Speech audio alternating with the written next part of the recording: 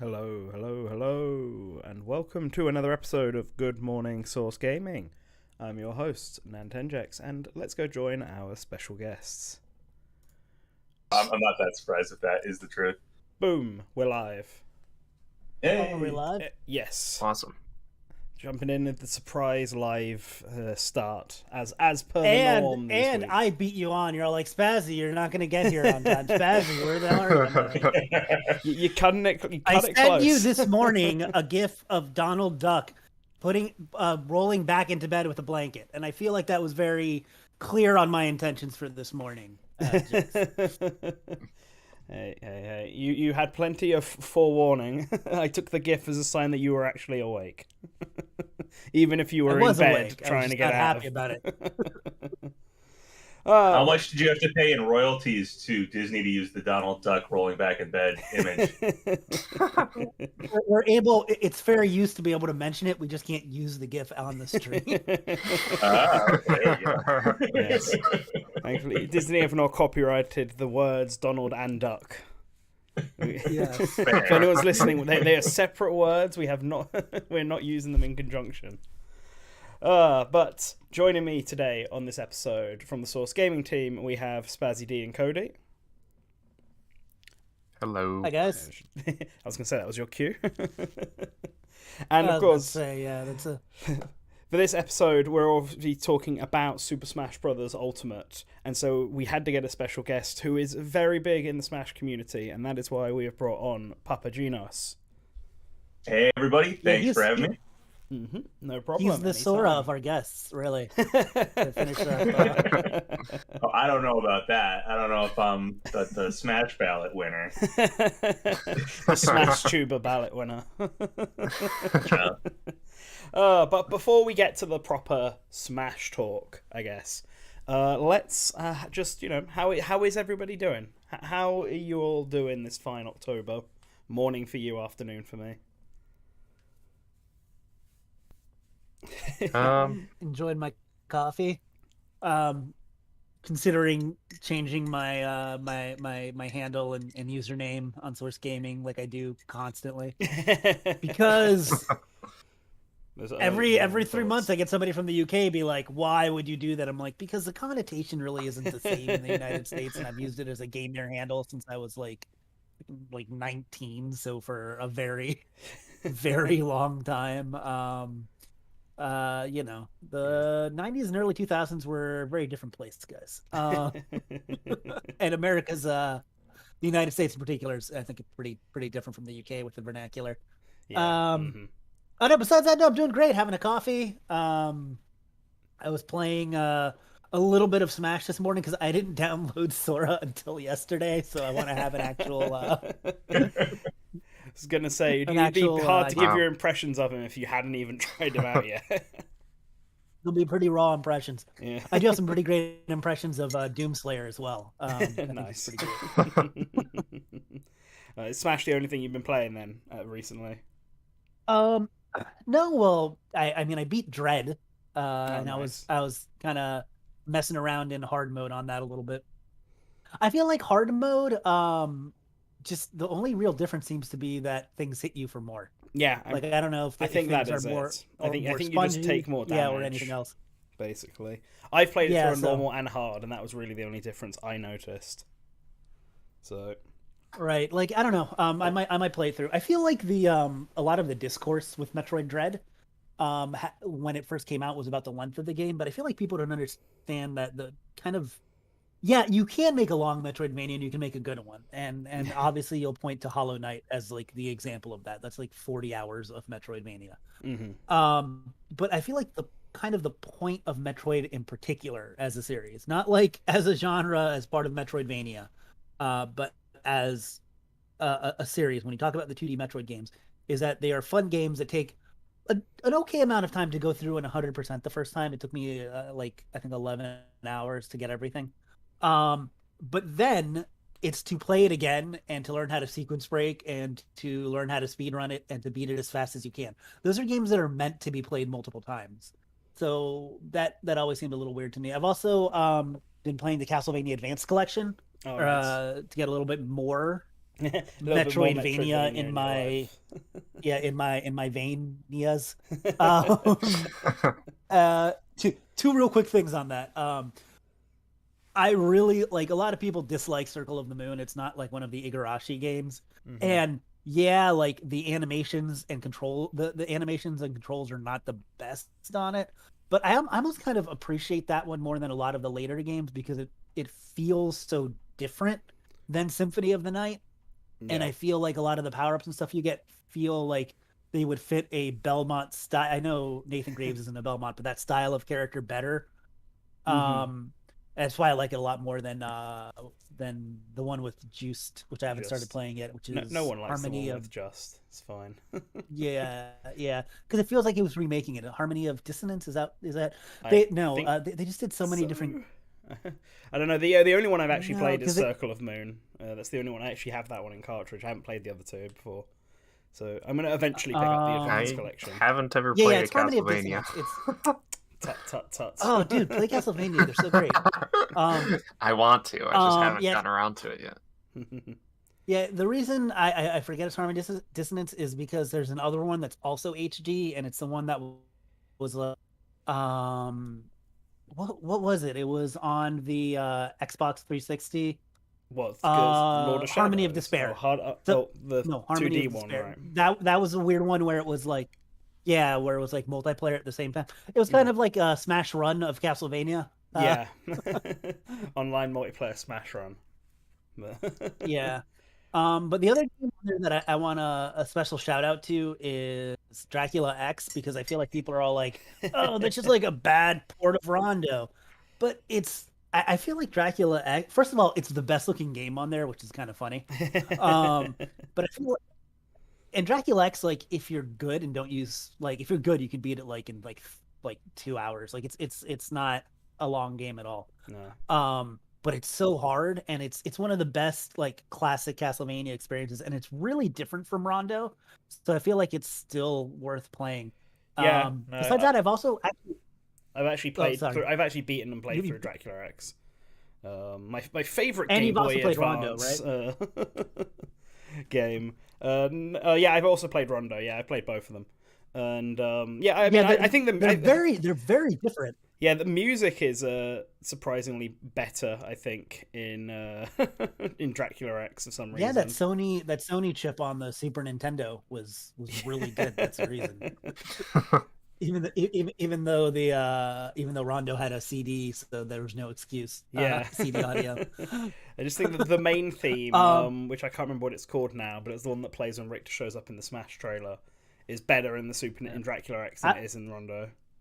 That's about it. I want to go back in. I rebooted Messenger because I'd never actually beaten Messenger, even though I've really enjoyed it. So I think I'm when I'm done with the Castlevanias, I think I'm going to go back and kind of focus on that game. I don't remember what happened. I feel like sometimes, especially with indie games, like you like just boot it up and start playing it for some reason, and then something else shiny catches your eye, and you're all like, oh, okay. Ooh, a penny.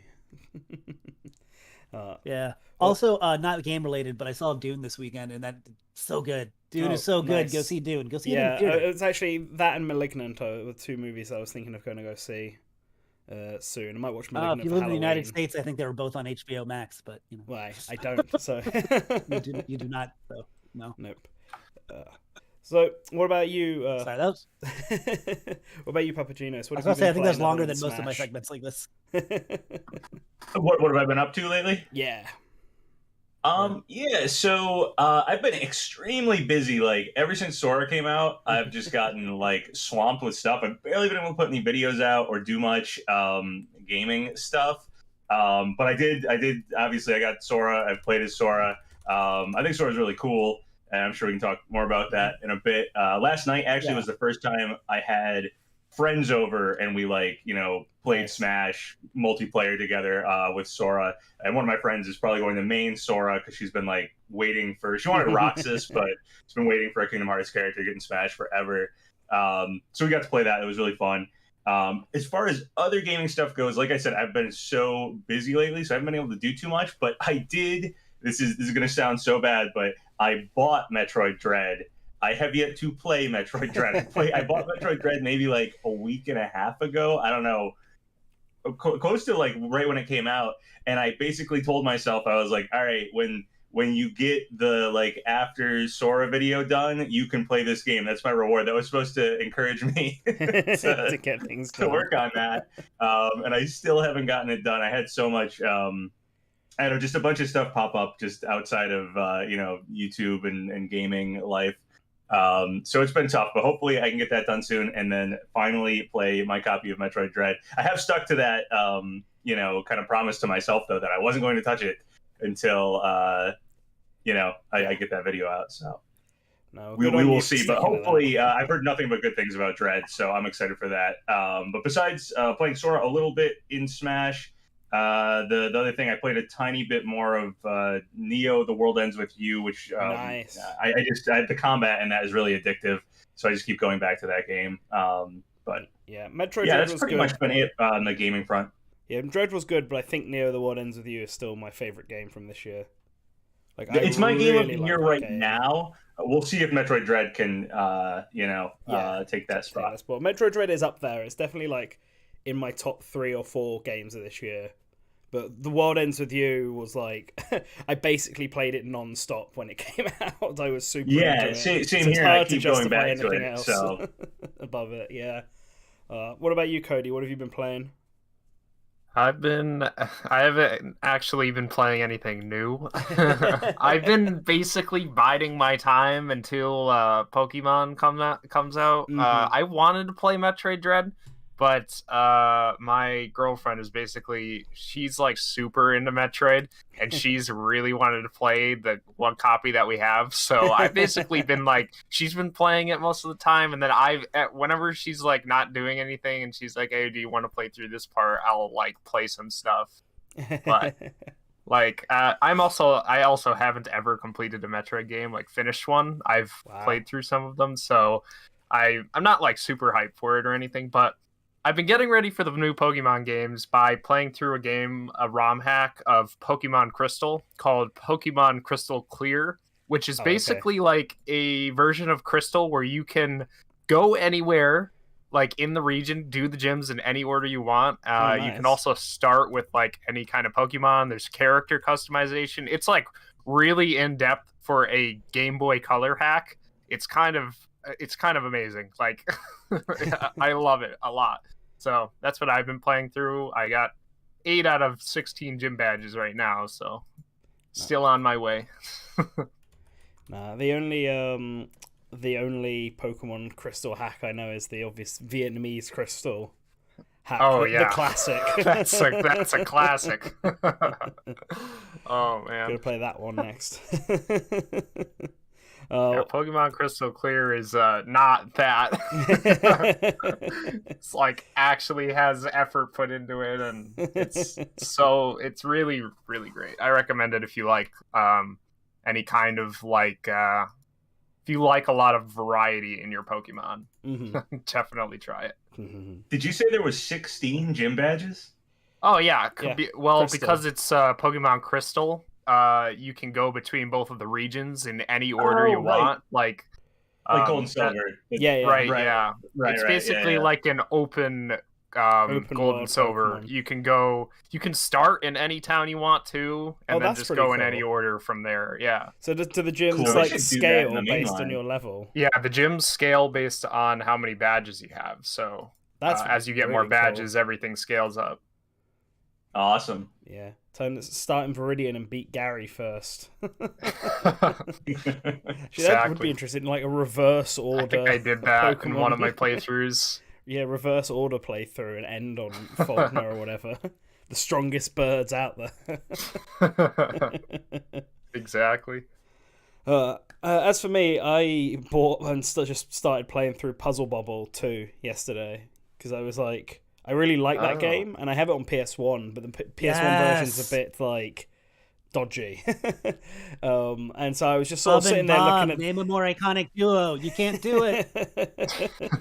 Bubble Bobble for life. Bubble Bobble for Smash. See, I was sitting there on like the eShop, just like looking at what was new. I was actually looking for that Monster Boy game that you were talking about, because you said it was like on discount. Yeah, dude, it's $10.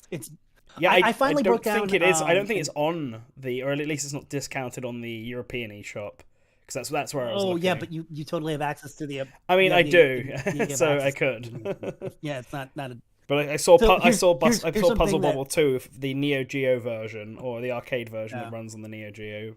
So I ended up buying that. That and is I've been worth through buying. that. Yeah. It is. It's the arcade game I've played the You- most of so far out of all the arcade classics. Or Hamster, whatever they're called. Arcade Archives. So here's the thing. Just like a little PSA if people don't know, because I feel like people don't know a lot about little tips and tricks with Nintendo Switch Online. Much like I saw people when we were talking about the family plan were like, yeah, it's just like it makes it $10 for the N64 tier. Like, which is $10 a year is completely reasonable. And people are like, oh, but you need to be on the same Switch or family. I'm like, no, man, you just need to give somebody your email address, and then you can like Cash App or Venmo or whatever them the $10, and then you all have it for a year. Like, do that. But another thing is, so you can actually download the Nintendo Switch Online, the eShops from any apps, region. Yeah, you can actually set up a profile for any region, and then buy a game on there, and then play it on your main profile because it's on your Switch. Like, that's just like something that you like. Yeah, so if there's a sale going on in Europe or North America or in Japan, especially since a lot of the games are region free and you can just change the language anyways, you can just create an account that's like I have a Japanese account, an American, a North American account, and a European account. Yes. And then if there's a sale, you just buy the game from that region, download it, and then play it on your main account. No problem. You can also download the Nintendo Switch Online app for every region, and then still just play it on your main account. Like, you don't have to have the Nintendo Switch Online enabled for those other regions even. Like, it's super simple. Yeah. But I broke down and bought that game because Liam Robertson constantly, every time it's on sale, it's like everybody buy it, and I'm all like, fine, I will. And then I'm all like, okay, it's a good game. You're right. Yeah, I've just been meaning to buy it because I've heard really good things about it, and I mean, for that price, I may as well. You're right, I could just go to the American one to buy it. I'm just like, I've recently moved all of my accounts over to the Switch OLED, and when you have like 3 accounts all with stuff on it, that becomes a massive pain in the backside because you can't do everything at once. Sounds like it. I had to spend ages moving my Japanese account over just so I could get Snipper Clips. It's the only game I have on that account, and it was just I have the Japanese hassle. account only for the like Famicom Online stuff. Basically, I have that as well, actually. Because we played, I played it against you. What's it called? Yeah, Joy Mech Fight. Sukapan. Yeah. Yeah, well, I want to get the 64 one because they're going to get custom Robo 1 and 2 on the Japanese 64 online app, which we're not getting. Nice. So, funnily enough, we get more games at launch than Japan because we get Dr. Mario 64 and they don't. So, and they haven't replaced it with anything, so they're just lacking a game, which is an odd change. Was Dr. Mario 64 has to have a Japanese version? Yeah. Like, no, well, yes, it does on the GameCube. So like they didn't. So Dr. Mario 64 only got released in America. It didn't even get released in Europe. And then the Japanese version of that, and then the Japanese version of Panels Upon, which is 64, which also didn't get released at all. Just both got like bundled together with a new version of Yoshi's Cookie. Yeah, and released in the Nintendo Puzzle Collection. And then they also just released like a Game Boy Advance version of Dr. Mario and Paneled Upon just to go along with the. With the GameCube version, so you could play it on your Game Boy, which I think they did release that version in the West for some reason. They released that version, but they didn't release the GameCube main version of the game. Whatever Nintendo's marketing logic was back then. Is Dr. Mario 64 the one where the enemies are like Wario Land characters? Yes. Yeah. Yep. It's so weird. That was always so weird to me. Yeah, and I'm kind of looking forward to playing through it. Stuff like that. Yeah. It just reminds me of like I feel like Nintendo used to play Wario's Woods, which also just had like its own custom set of characters based on some of them were based on like Super Mario Land characters. Like there's like I wish Nintendo would copycat in that. It's weird. I wish Nintendo would play fast and loose with their Mario characters like they used to. I feel like right now there's very much like, and these are the Mario, these are the WarioWare characters, and these are the Wario Land characters, and these are the Donkey Kong characters, and these are the set of characters that we'll use for a game like Mario Tennis, and these are the characters that are in like a mainline platforming Mario game, and these are like the Mario RPG characters. Like I feel like there's like everything's very distinct, and I don't like that. It's Yeah. I mean I know I'm not. It's not a hot take to say I don't like the way Nintendo handles the Mario license sometimes. But yeah, like 'cause they have so much. You could have so much fun with that, you know. Yeah, I totally agree. I remember in I think what was it, Mario 64 DS. Goom Boss is like one of the extra bosses in that, and I thought that was so cool at the time. Yeah, I totally wish they'd do more stuff like that. Yeah, it's weird. Like they knew Super Mario Brothers the series, and decided for a while the Dark Ages where they just kept it like the absolute basics, where the Koopalings were basically everywhere. They went from being, oh look, the Koopalings are back, to, oh no, the Koopalings are back, over a period. I was so disappointed in that, because I remember I loved the Koopalings as a kid, because like Mario 3 and Mario World are like, those are like my favorite 2D Marios, which a lot of people is their favorite 2D Marios. And then you never really saw the Koopalings for a while, and then Sunshine brought Bowser Jr., and it was like, oh, they're just totally getting rid of them. I was so excited when the Koopalings came back, and I was so sad to see Nintendo push the Koopalings so hard that I see people go, I wish they weren't in the games. I wish they weren't in Mario Kart. They're so annoying. And I'm just like, oh, I love them. And it's like so annoying that they got oversaturated or whatever.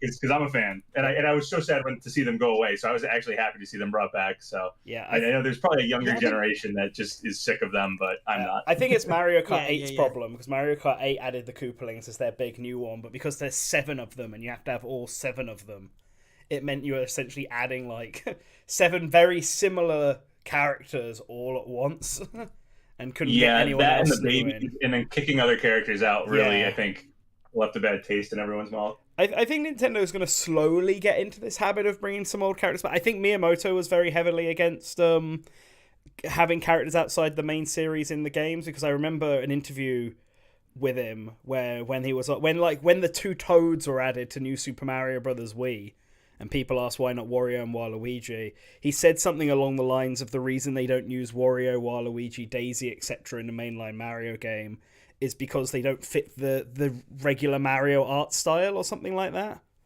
Which, I mean... Well, Daisy doesn't fit the regular Mario art style. She's literally... Like, the excuse was something along the lines of, like, they just don't fit the style and tone that, that the Mario series go for. I don't remember the exact quote, but I always feel like that's been his reasoning. I think the secret reason is they were made by a completely different team to the main Mario team, so he just doesn't want to use them. But I think we've slowly been seeing the Donkey Kong characters be added back into the series. Like Diddy Kong appears a lot more. Pauline was in Mario Odyssey. And now with the Mario movie where we're getting Cranky Kong and also Foreman Spike coming back, I feel like they might slowly start combining more of them. We just need a big push from Wario, really. That's it. Donkey Kong's getting in there. Yoshi's always been there. So we just need like Wario Land characters or WarioWare characters appearing. Because Wario Land and WarioWare, and then also just the character of Waluigi are like, so you have Wario Land, WarioWare, and then you have Wario and Waluigi as a duo in crossover games, and those 3 things never intersect. No, they don't. And it's so Wario's having his own identity crisis. The crisis on Infinite Waz, as it were. And there needs to be like a consolidation. I'm glad Papa brought up the thing with the Koopaling, because like we are of a similar generation. I think I'm a little bit older than Papa, but not probably not by a lot. Based off of the Nickelodeon shows we watched growing up alone. But like there was a great way to calibrate age. Just to interrupt. That's a great way to calibrate age. But there was a push in like, it's really funny in like I'd say the early 2000s, because we hadn't seen the Koopalings since like really since Super Mario World, because they were in like that Yoshi Safari game, and I think they eventually showed up in one of the Mario and Luigi games before they had their real comeback. Yeah. But like there Yeah. was like this thing for like, and it was mostly people like in their late teens and 20s that grew up with the Koopalings that are like, man, screw Bowser Jr. He's taken all of the spotlight away from the Koopalings. The Koopalings are the OGs, and like this whole like backlash to it. And then it sucks because then we finally got him back like in context in New Super Mario Brothers with Bowser Jr. and it was cool. And then like there was finally peace amongst the fan base, and then they kept pushing the Koopalings, and now everyone hates them. And it sucks because I do like the Koopalings more than Bowser Jr. personally because, you know, like I grew up with them. Yeah. Yeah, I actually like really disliked Bowser Jr. for a long time because I basically looked at him as this guy killed the Koopalings, and I really liked the Koopalings. And it didn't make sense to me either. I was like, "What? Where are the Koopalings? Why don't they talk about the Koopalings? What's going on?" Yeah, at least they're unique. They're not just like a little Bowser. They're cool. Right. Like, yeah, there's a whole thing. We had and I like Bowser baby Jr. now. Bowser from like the Yoshi game, so it was like, do we really need Bowser Jr. too? So I really hated Bowser Jr. at first, but I made complete peace with Bowser Jr. after basically Bowser Jr. got in Smash and all of his ults are the Koopalings, and he did something that I never thought was possible, which was get all the Koopalings in Smash, because that would have been up there with one of my probably most wanted characters would have been the Koopalings, because all the characters I wanted in Smash or my most wanted always tend to be characters that like I want Nintendo to bring back. Like obviously Geno, I want Nintendo to bring him back. Banjo, I wanted Nintendo to, you know, bring Rare back to Nintendo and everything. And the Koopalings for a long time would have been there too. I couldn't conceive in my head all those characters actually getting in as one fighter. So the existence of Bowser Jr. and the Koopa Clown card, getting all the Koopalings back into Smash, made me go, all right, Bowser Jr., you're cool with me now. We're chill. So when are we getting the Koopa kids from Mario Party back? That's the next one, right? Yeah, that's a good question. The three baby Bowser looking.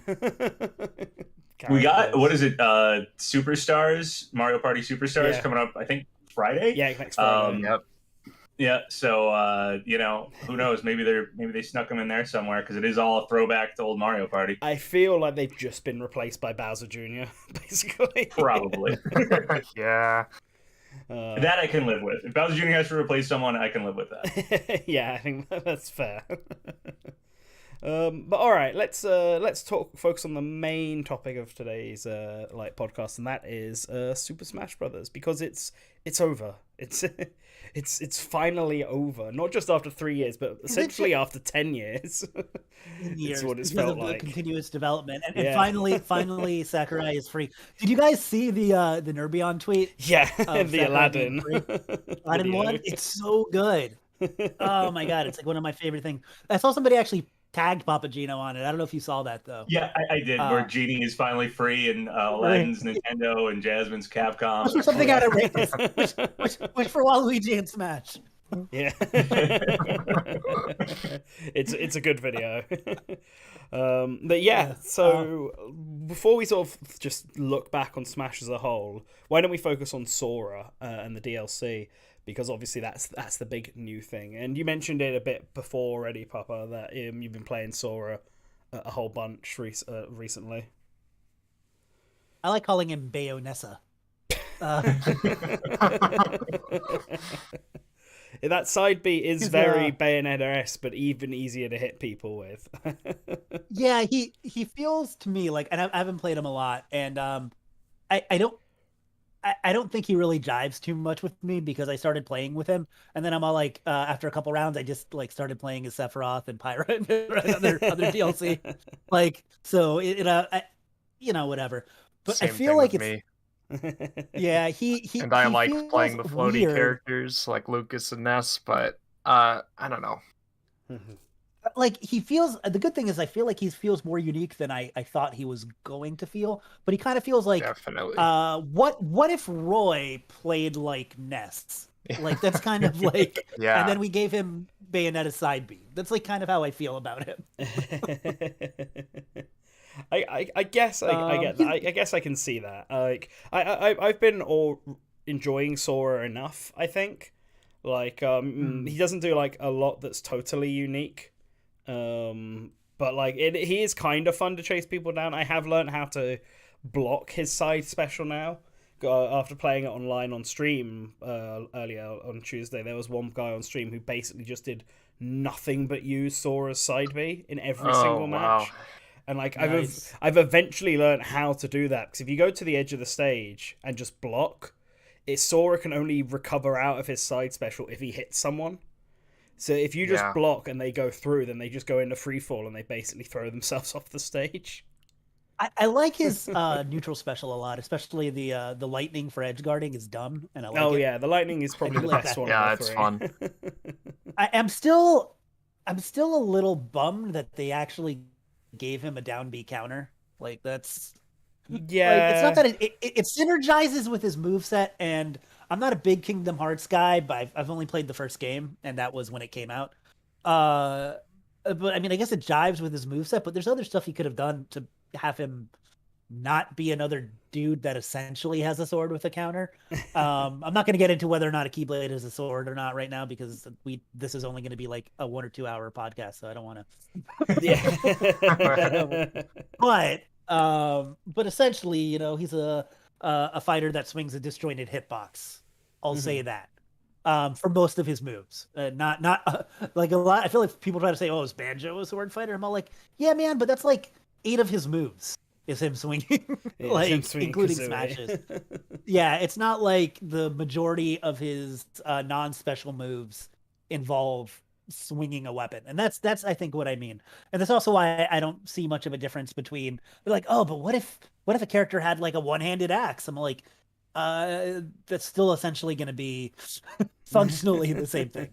So, you know, it's funny when you think about that. When you think about that, like from a functionality standpoint, depending on how you break something down, like the Belmont's whip might be functionally identical to, like, let's say Shantae's hair, if they make that like a big part. If it like it could be, depending on how they want to implement it. So, and when I look at characters, I don't look at it from that like, oh, it's another sword character. I look at it, what does this character do that other characters don't do? And the floatiness of him is so different from other swordies that I think it really does make him stand out. Yeah, And the way that his combos definitely. like make him stand out. But I don't know if Feels- that makes him feel like a good character to play as for me, you know? Yeah, he feels the floatiness reminds me of Jigglypuff. So he's reminded me of like Jigglypuff with combos and a sword. Like Jigglypuff can follow people down and chase people down in the air really well because of the air mobility, and Sora can do that too, but like make you do extra combos and follow up with different moves in the air, which Jigglypuff can't really do. So yeah, here's really another way to look interesting. at Sora, I think. Like, look at Little Mac from a design standpoint. Do the exact opposite, but still give him the Oh, that means he should be top tier, right? Then we're going from that. Instead of Well, losing when the you swing the tournament, you pendulum- winning the tournament. Yeah. When you swing the pendulum too far the other way, it Yeah. ends up going back down to What about you? What about you then, Papa? Overall thoughts on Sora? Yeah, I agree with a lot of what everybody's been saying. He's strange because he's floaty, which I guess I expected after Sakurai showed him off, because it was like mentioned so much and you could just see in the way that he was jumping. But until I actually got to play the character, I didn't realize just how floaty he was going to be. He feels like I play Kirby sometimes. I play Kirby since the original game, so I get a bit of a Kirby vibe from anybody who is in the air like that all the time. But he reminds me of like Ness, Lucas, Mewtwo. I think his second jump has that feel to it, which is weird on a again, not going to debate, but a sword using character, a blade using character. So yeah, it's definitely different. I don't think he's a character that I'm going to play, but I don't think that's like he's a bad character or something like that. I don't think his playstyle fits with how I tend to play characters. But he's really cool. There's some really cool stuff you can do with him. I love that he like combos in the air a lot, but not in I've heard people talking about, like, I think just because he's the last fighter, and you know, Bayonetta and Smash 4 really broke the game and had a lot of combos. So there's a bit of a like, oh, Sora can do some combos, so and it's the last fighter. Is this going to be Bayonetta? I don't think he's going to be like Bayonetta. Yeah, I don't think he's Bayonetta. Not even. You Because can't I do remember some when Bayonetta stuff. came out, and everybody instantly was like, "She's really good, but maybe there's a way to counter it," and then there isn't. I don't feel that from Sora at all, but there's a lot of cool stuff you can do in the air, which I just think is neat. You can recover from anywhere, which is really fun, and I love that he has a lot of cool stuff. You can like jump off after people, and like the thunder move, the lightning move is great for knocking people off stage and stuff. A lot of cool aerial attacks and stuff. He's fun. He's definitely fun. Just probably not a character I'm going to personally pick up. More than maybe a middle ground of the roster where I'd play. He's definitely not someone that I'd like absolutely avoid. There are some characters where I'm like, I don't like playing as that character at all. I think Sora's fun, just probably not a character I'm going to make one of my mains. Yeah, that's fair. I think of all the DLC that have released in Fighter Pass 2, Sora might be the one I'm least likely to play. I'm not sure between... Even more than Min Min? I actually I like playing as Min Min. I think Min Min's really fun, personally. We found the Min Min fan, guys. No, I actually don't mind. Like I like Min Min. I quite like Sephiroth, even though he's probably my least favorite character added in this pass, which we'll get to, I suppose, in a moment. But like, a Pyra and Mithra and Steve's just really funny to play, and Pyra and Mithra are alright. So I guess it's between Kazuya and Sora. It might just be that I need to play a bit more of Sora, but so far, Kazuya might be my favorite. I haven't been bothered. I really like Kazuya. I agree with that. I think Kazuya really like how he plays. Kazuya like, and it's funny because we talked about sword fighters. People are like, oh well, he's another fighting game character, and but he plays so different than anybody, even Terry and the Shotos. Mm-hmm. He's so, and that's what I like, and I think that's why I was initially a little disappointed by the reveal of Sora, which I guess we can get into that, because you go from like Min Min, who like maybe not everybody's favorite character. In fact, a lot of people would say it might be the opposite, but Min Min's like a weird character and very unsmash like, and I like that. And then like Steve and Alex are bizarre. Yeah, so they're weird. Just like bizarre. I can't even really play them, but I love play them well. But I love that and I don't like Minecraft. I've literally never played any Minecraft. I've never owned or booted up that game in any way. But I think they're really neat because they're so different and they have that resource management. Absolutely. And I guess very creative. I guess I shouldn't go through all the DLC because I think we're going to do that. But I mean, we could basically do that now. I think we've all given our thoughts on Sora. Okay. Mm-hmm. So we can all sort of chime in. In fact, let's start from the beginning. We can all sort of give first of all, what overall impressions of the DLC, both Fighter Pass 1 and 2. Let's start there. Like, how has everyone sort of felt about how DLC ended up? Because I know that for some people it's been great, they've had things they've wanted. Some people haven't had the characters they really wanted. And I think, Spazzy, I don't think there was anything in either pass that you were particularly thrilled about. I didn't exactly. Like, everyone's like, oh my, and it's funny too because I feel like the characters that people are blowing up at, like Banjo, I'm all like, yeah, I guess Banjo. I'm happy. I mean, the first time you played Banjo-Kazooie was this year, so... Yes. And I have beaten Banjo-Kazooie. Now I guess I have more appreciation for where the moves come from. So, hooray. I guess, well, before we start, I think this will be a good time to mention. So I was on the live reaction for the Final Sakurai Presents, which was basically Phantom and then the 3 staff members that would be the worst people to have on for a Sora reaction. Because it was myself, Hamato, and a Shadow Link who have varying degrees of not caring at all about Kingdom Hearts. I'm very glad Phantom was there because Sora was like his most wanted. It would have been the most negative reaction on YouTube without that. And so just in general, though, I want to make it clear that I think Sora was the perfect way to end this because he's I feel like he's such an impossible ask, and he was so highly requested by the Smash fan base in particular that he's the best possible way to end this. Yeah. It doesn't mean Definitely. I have to be excited. I always felt like that was a little weird too, where people were all like, "Oh, are you ungrateful?" I'm like, listen, dude, if I'm not excited by a character, I'm not gonna like pretend to be excited. Like, I'm super glad he's in here for his fans and stuff, but like, it's two things. It's one, I don't really care about Kingdom Hearts. Like I said, I played the one game and I was never a fan. I played one game when it came out and never played any of the sequels, which I think should tell you something about how I feel about Kingdom Hearts. And I beat that game. I definitely borrowed it from a friend and beat it. It's okay. I like it enough. But I wasn't like, oh my god, this game redefined my life and I love Kingdom Hearts. Yeah. But two, when I saw how like, and like I said, now that I've played him, I feel a little bit differently. But initially, I'm like, he seems so similar to other things that are A, already in Smash, and B, that we've even gotten as DLC.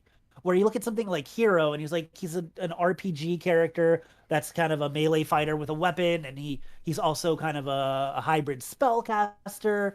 And then like you look at that, and you're like, we see that kind of trope a couple times, and like I wanted something, I think personally, that felt different to close it out, like something like Steve and Alex, or even like Kazuya, which, like I said, he just feels so freaking different. Mhm. And like I didn't get that vibe from Sora. And then on top of that, like his stage is boring. His stage Like, is boring. I, That's a problem that that's a yeah, problem that a lot of DLC stages have, but especially he the Square has, Enix yeah. ones. But They're like yeah, really like Sora simple and and boring. Sephiroth are like, and Sephiroth got more of a pass for me just because I love Final Fantasy VII, and that's where this comes from. Yeah. If you have a connection to the game, then yeah, you're gonna be like, oh, that's cool because I see this part of this game.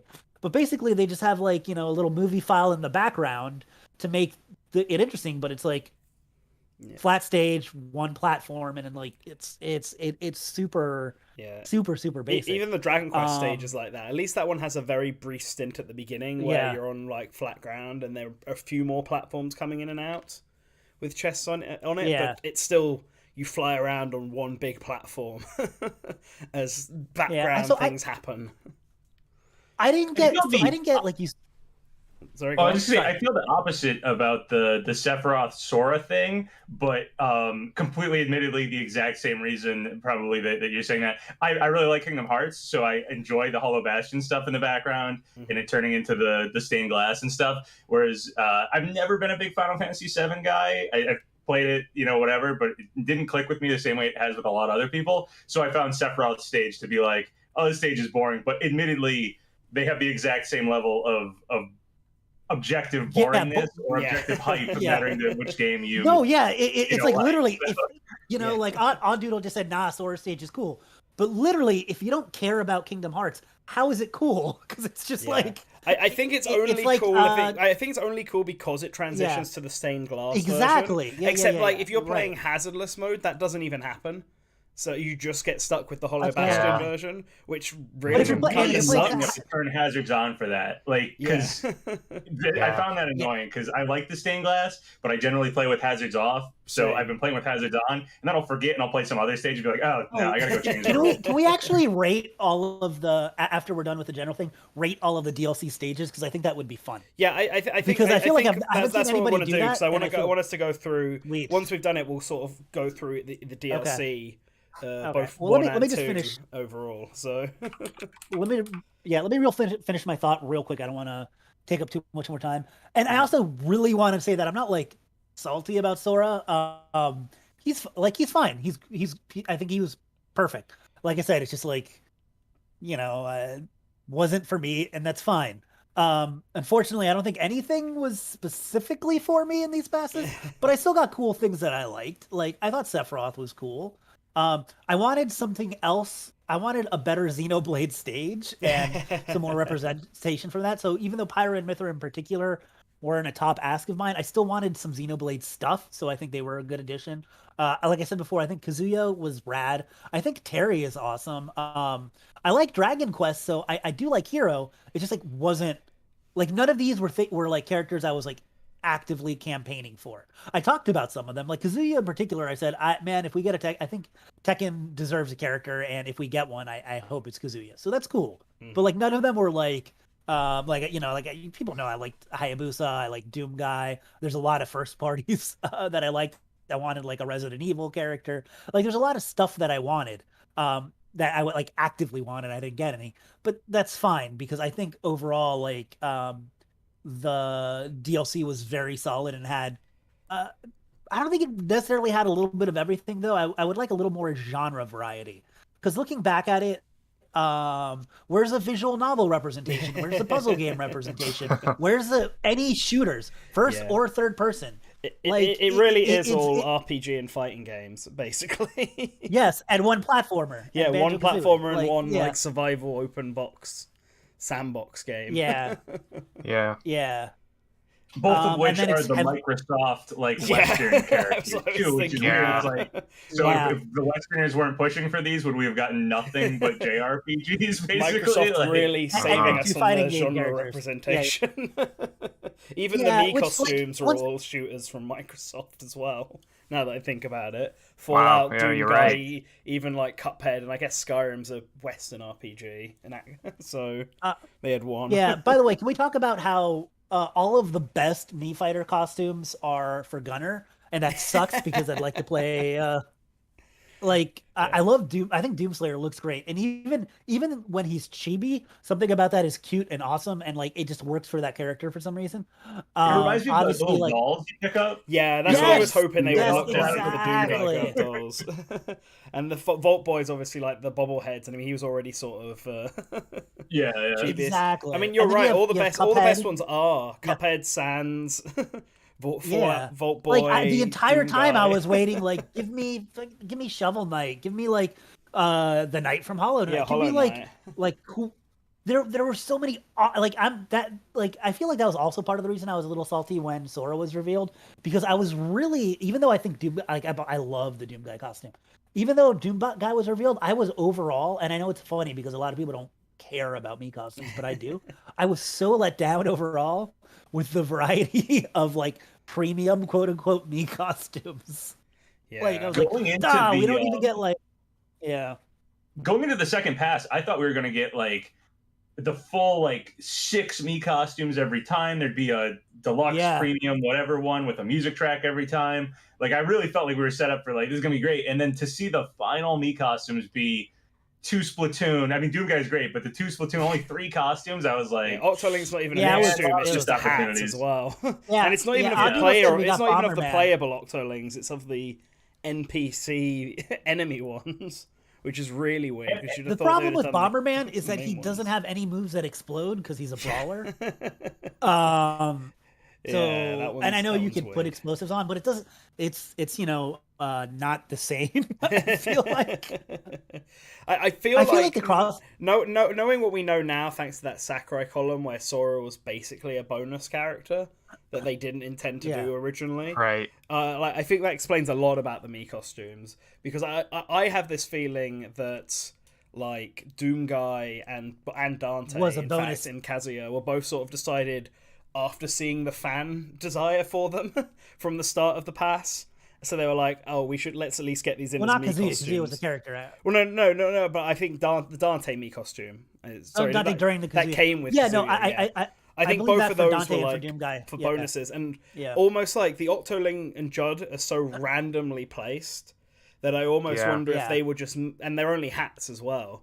I wonder if they were just made just so that Doom Guy wasn't the final one on his own, that they'd have something to go with him. Like, because they want to release these as packs. I don't think they're just going to go. And the final set of Mii costumes is just Doom Guy, and that's it. Yeah, I mean, Splatoon's easy to pull if they from gave Bomberman, party. if Brawler had a down B that was Young Link's bomb, I would be like, look, Bomberman's in the game, but he doesn't. What were you going to say, Papa? Oh, just that. I think the Splatoon ones were probably added just because they're first party Nintendo. And something happened with Bethesda, I feel like, during this too. I could totally see the 6 fighters being chosen, and they like struck a deal with Bethesda towards the end, and then sprinkled Bethesda characters throughout the Mii's. Yeah. Like, well, we don't have time for a character because I really feel like Bethesda is such a big company. We got their 3 like biggest games, and I mean, id technically with Doom, but I feel like next game would be we'll probably get something from Bethesda. But yeah, I feel like Doom Guy probably just got pushed to the end because of all the hype for him. And then, yeah, I think they probably just pulled from, well, what other Mii costumes can we do? And they just pulled some first party Nintendo ones with Splatoon. Yeah, with just to Splatoon make catching that a up Mii and wave. stuff. It's just sort of. I It's also easy to like. do. I also really wanted a Ryu Hayabusa Mii, like, which is funny because it's a character I wanted. But if I'm not getting a character, I would rather have them in as a Mii than as nothing at all. Mhm, Which is yeah. so weird to me how people get mad. I'm all like, that means that somebody's thinking about the character. Yeah. If they don't get Okay. this- yeah.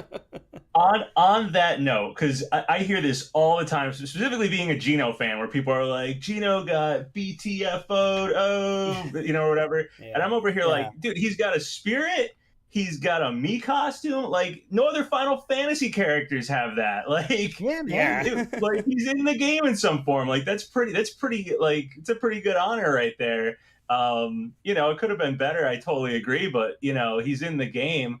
Whereas other characters, like you're talking about Ryu Hayabusa or whatever, aren't in the game in any form. Yet I don't see people. Yeah. When someone gets nothing in Smash, people Or treat it Resident like, Evil got like just a spirit event. They didn't even get a costume. Yeah, Resident Evil Yeah, feels like yeah, it should have got exactly. something else. Like that one's really weird.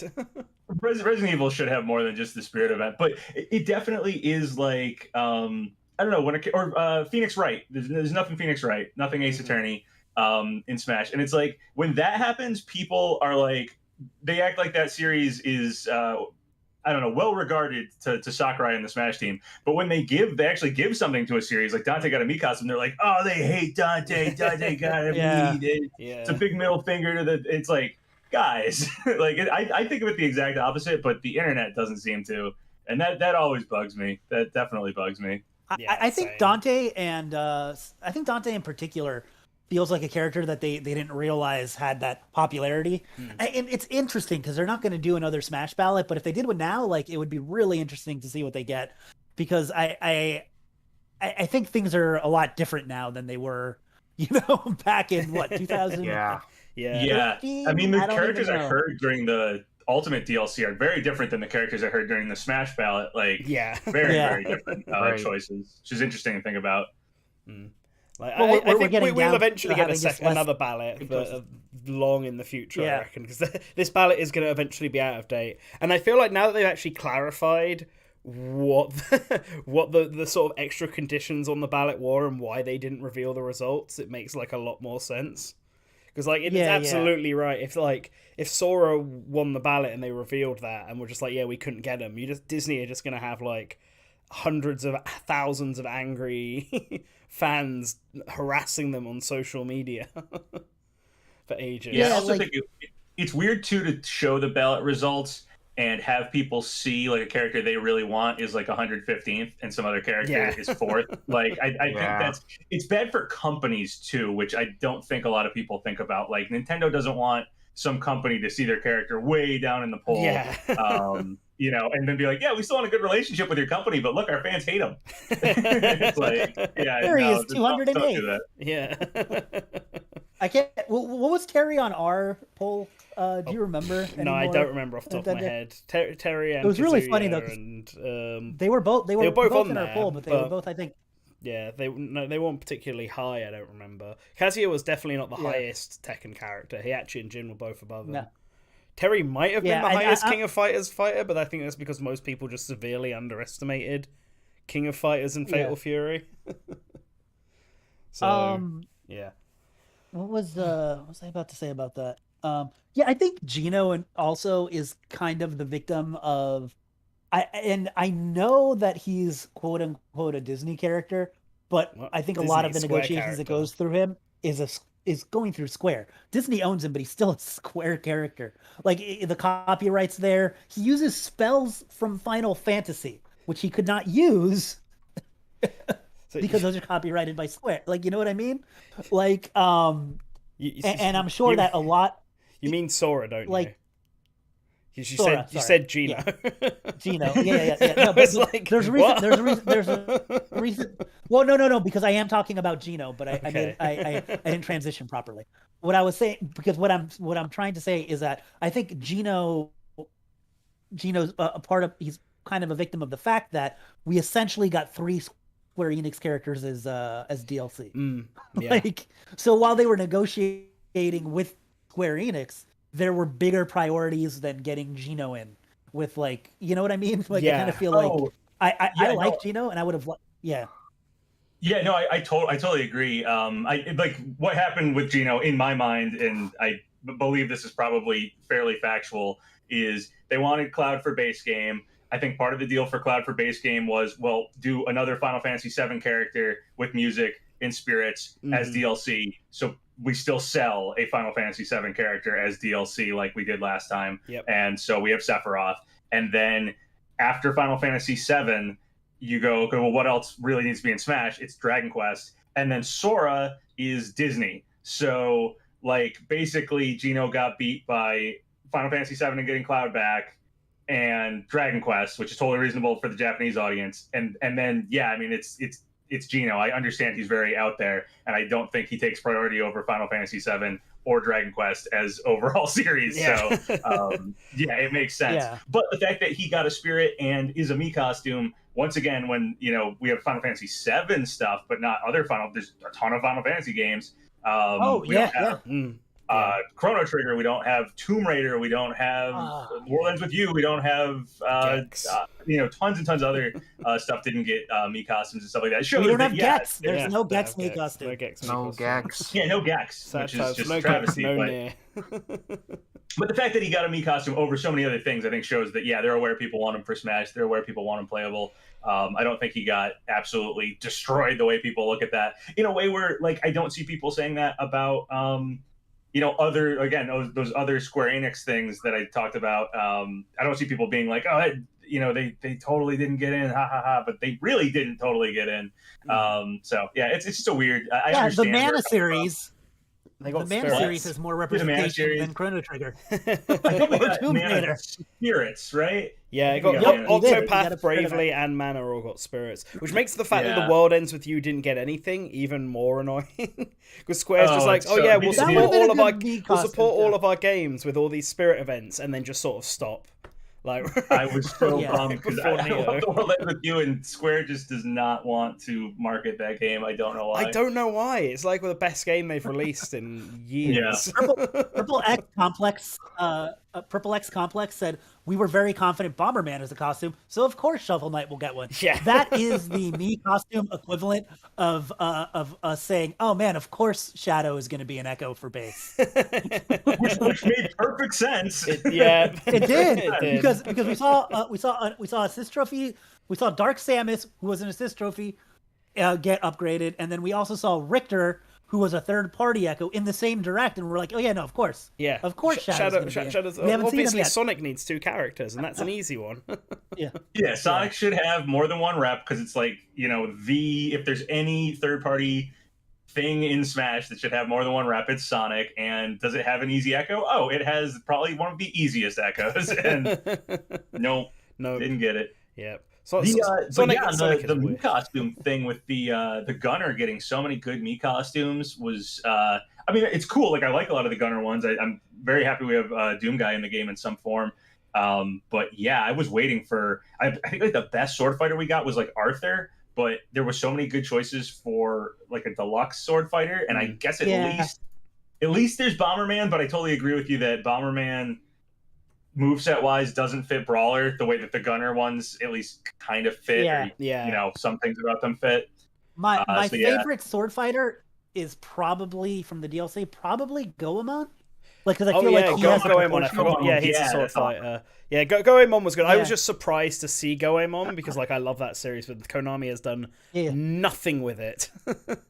By the way, people are always like, oh, for the next Smash game, we got to get worried about Square Enix and Konami. I'm all like, here's the thing about Konami. If you give Konami $100 and a coupon to Bed Bath & Beyond, they're all like, yeah, sure, use Bomberman in our game. I feel like that's all they care about. They're like, give us a little bit of money and do whatever the hell you want with our characters. They're just all about licensing their characters out. That's it, yeah, so I don't think Konami will be a problem. Square Enix, maybe? I don't know. It's just the negotiations. That's the one, like, sort of, I guess, downside of having Square Enix getting, like, 3 characters in this. I feel like the score, as much as I was pushing for Dragon Quest was one of, like, my most requested characters for this DLC. Each Square DLC came with like the least amount of new content in it. the least amount of music for each one, the least amount of spirit battles for each one. Like barely any I know not every DLC got Mii costumes. Square at least did get Final Fantasy VII and Dragon Quest Mii costumes, but like I just feel like those 3 packs out of all 11 fighters were the weakest in terms of overall content. Final Fantasy VII at least felt like it was adding stuff that should have been in the base game, so it had it had a bit more, so that was at least something. But Dragon Quest got what, like 8 songs that were all midis, and a couple of spirits, and then Kingdom Hearts got just only slightly more. I like the Dragon Quest stage at least. Like I think that's a fun stage. I was fine with the Dragon Quest stage, but after getting like 1v1 free for alls on it, it's good. I feel like after getting this about 2 other stages the Dragon from Quest Square representation, at least got the multiple, like the 4 different characters is pretty good representation just of that alone, and having all the different magic spells referenced. I mean, I know it's not the same as like, music tracks. And they got decent costumes stuff, too. Because you got Veronica. Actually, talking about sword fighters, you did get Veronica. I forgot about that. Yeah, my favorite sword fighter might be Erdrick's armor, because that's so like classic Dragon Quest. Like that's it's iconic. Really great that one was cool. Yeah, that and the slime hat is cool. You also got martial arts. It's actually fair enough. Dragon Quest. I guess it's just the music that Dragon Quest got that kind of sucked. The music is what. Yeah. Dragon Quest has the worst music out of all of the DLC. Yeah, maybe followed by Sora is. Like Sora just only has like 9 music. Tracks, and they couldn't use anything that might vaguely be Disney. Yeah. So they just went with... I think it was unfortunate what tracks got in with Sora. Yeah. Like I think with both Dragon Quest and Dragon Quest is by far the worst because it's all midis too. Yeah. But I think with Dragon Quest and with Kingdom Hearts, I think part of the reason they suck is because those series have such great music and both feel very limited. Like, do you know what I mean? Yeah. Mm-hmm. Especially after Final Fantasy VII, which actually got a bunch of cool remixes and stuff. Yeah, well, that was the thing with Sevens. That was the only thing that sort of, other than I suppose Sephiroth actually being fun to play as, because I felt like his reveal trailer was great. Then Final Fantasy VII getting all of all the content it should have had in the base game, including Cloud actually getting his own art for a spirit, feels like finally it's like catching up with all of the other series in there. And it got all the Mii's, it got the music. Sephiroth actually came with a lot of cool stuff. It's too bad that his stage is like the worst one, and it's just also like, I don't know. I feel like Sephiroth is still the one reveal, other than Byleth maybe, that I feel like I could have been fine with that. And it's a shame because his reveal trailer is possibly one of the best ones. Yeah, definitely. I think Sephiroth earns his place just because he's like just how Cloud is kind of the prototypical like JRPG protagonist. This is literally what I said, and I remember I said this when Cloud was revealed, like way back when, multiple times. I think I said it because I think I was on Japan Time at that time, and actually no, this was later, but I definitely said it on our stuff, where I was saying that like, you know how you see like the NBA logo and there's like, a dude playing basketball on it, like the silhouette. Yeah. If you had something for JRPGs, it would just be a picture of silhouette of Cloud, because he's like so prototypically like the Japanese RPG like protagonist you think of. He's, you know what I'm saying? Yeah. Even if you're not big on Final Fantasy VII, like if someone was to do a parody of a JRPG, like you start with Cloud. And I feel like Sephiroth is the same way for JRPG villain. Like, and he's so he I'd agree with that. Like, totally. Yeah. And I feel like he kind of. I never played Final Fantasy VII, and yeah, that's what I think of. Like when I think of JRPGs, I think of Final Fantasy VII. So, yeah, I was really hyped for Sephiroth, even though like I've never actually played that game. I was like, what? Like, that's so cool. If you look at a list, like any like online stupid aggregator list of best like video game villains, like Sephiroth is almost definitely going to be top 5, like everywhere. Of course, so is Eggman, but you know, I don't. you can't get them all. I have this like Daisy being added to the game and not Waluigi makes me feel like the Mario side is incomplete, and now Sephiroth being added and no Dr. Eggman, even like as like a boss or an assist trophy, makes me feel like the villain side of Smash is incomplete. It's I like can't wait for issues that I Switch didn't to- have I until can't- there was only one gone, to one empty. Whatever. I can't wait for the Switch 2 to launch in 2 years with Smash Bros. Ultimate Deluxe Edition with brand new funky mode, and it's just a Funky Kong echo. That's it. And I'd buy it. That is such a thing though. When it's weird because I remember ending Smash 4 and thinking, oh, if we just had a few more of the like cut characters back, and then like maybe a couple more ballot characters than just like Bayonetta. If we just gotten like K. Rool or Inkling or Ridley, which we got immediately in Smash Ultimate, it would be totally complete. It would be everything I want in a Smash game. But then as it keeps going, when we get someone like Sephiroth, it makes me go, well, Dr. Eggman needs to be here. Yeah. Like that happens so often as they Right. add characters, it feels more incomplete than it should, even having so many more characters. Because then it's like, well, if that person can get in, well, then more can get in. Like, Yeah, it's if a K. really- Rool's yeah, here, like- where's Dixie? yeah, like- like a weird duality. Okay. Yeah. So it really seems like the floodgates were like wide open for this game. Like compared Yeah. to every other Smash game, I think this one is probably it's so different for the roster in terms of like outside characters. Because like I was just looking back at like Smash 4's roster, and I like not including the DLC, it was just it was Mega Man, Pac-Man, and Sonic in the last game. That was all the yes. outside Yeah. characters, and the DLC was Ryu and Cloud. And That's Bayonetta. like, yeah, Bayonetta too. That's right. Mhm. So like for this, including all of the DLC, that's just like such a huge increase in outside Nintendo characters in this game as opposed to like every other Smash. So I feel like this one was like so different in that respect, and it really. I know a lot of people were probably like, "Oh, it could have had like more than that," but I feel like this was really one of the only times they were able to get this many outside characters in the game, and Yeah, I think there's a lot- maybe it'll happen again. But Yeah, I think it's a lot easier to negotiate know. for DLC.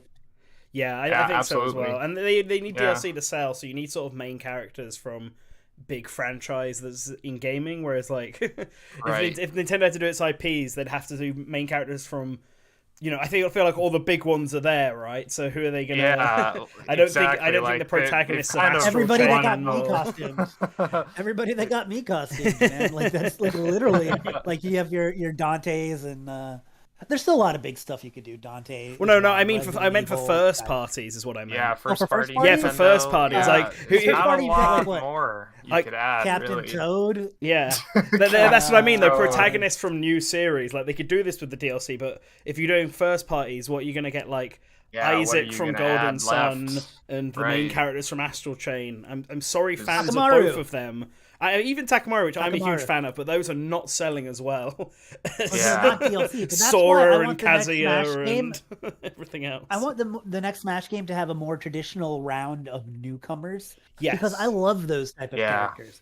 Like, like people and I remember think it Mock will. Rider and the Stupid Grinch Leak? That would have been a great character. Like, I like Excite Bike or like there's like 12 Kirby characters that would be fun, but I would never want any of them as DLC. But like, give me a Magalore, give me a Bandana Waddle Dee, like, yeah, give me Paper Mario. Like, there's plenty of first party characters that are fun, but yeah, they're not going to be selling DLC. It was actually even a little weird to see, like Pylith and Pyra and Mithra and Min Min on here because they stood out compared to everything else. Well, you so know? like at least so for me, and Yeah. this is going back to sort of making the roster feel complete. I feel like an ARMS character and a second Xenoblade rep were part of that problem, and I appreciate the DLC I for completely going out of agree. its way I completely for agree. adding them. Like ARMS was the big new IP after Splatoon, even if it didn't do as well.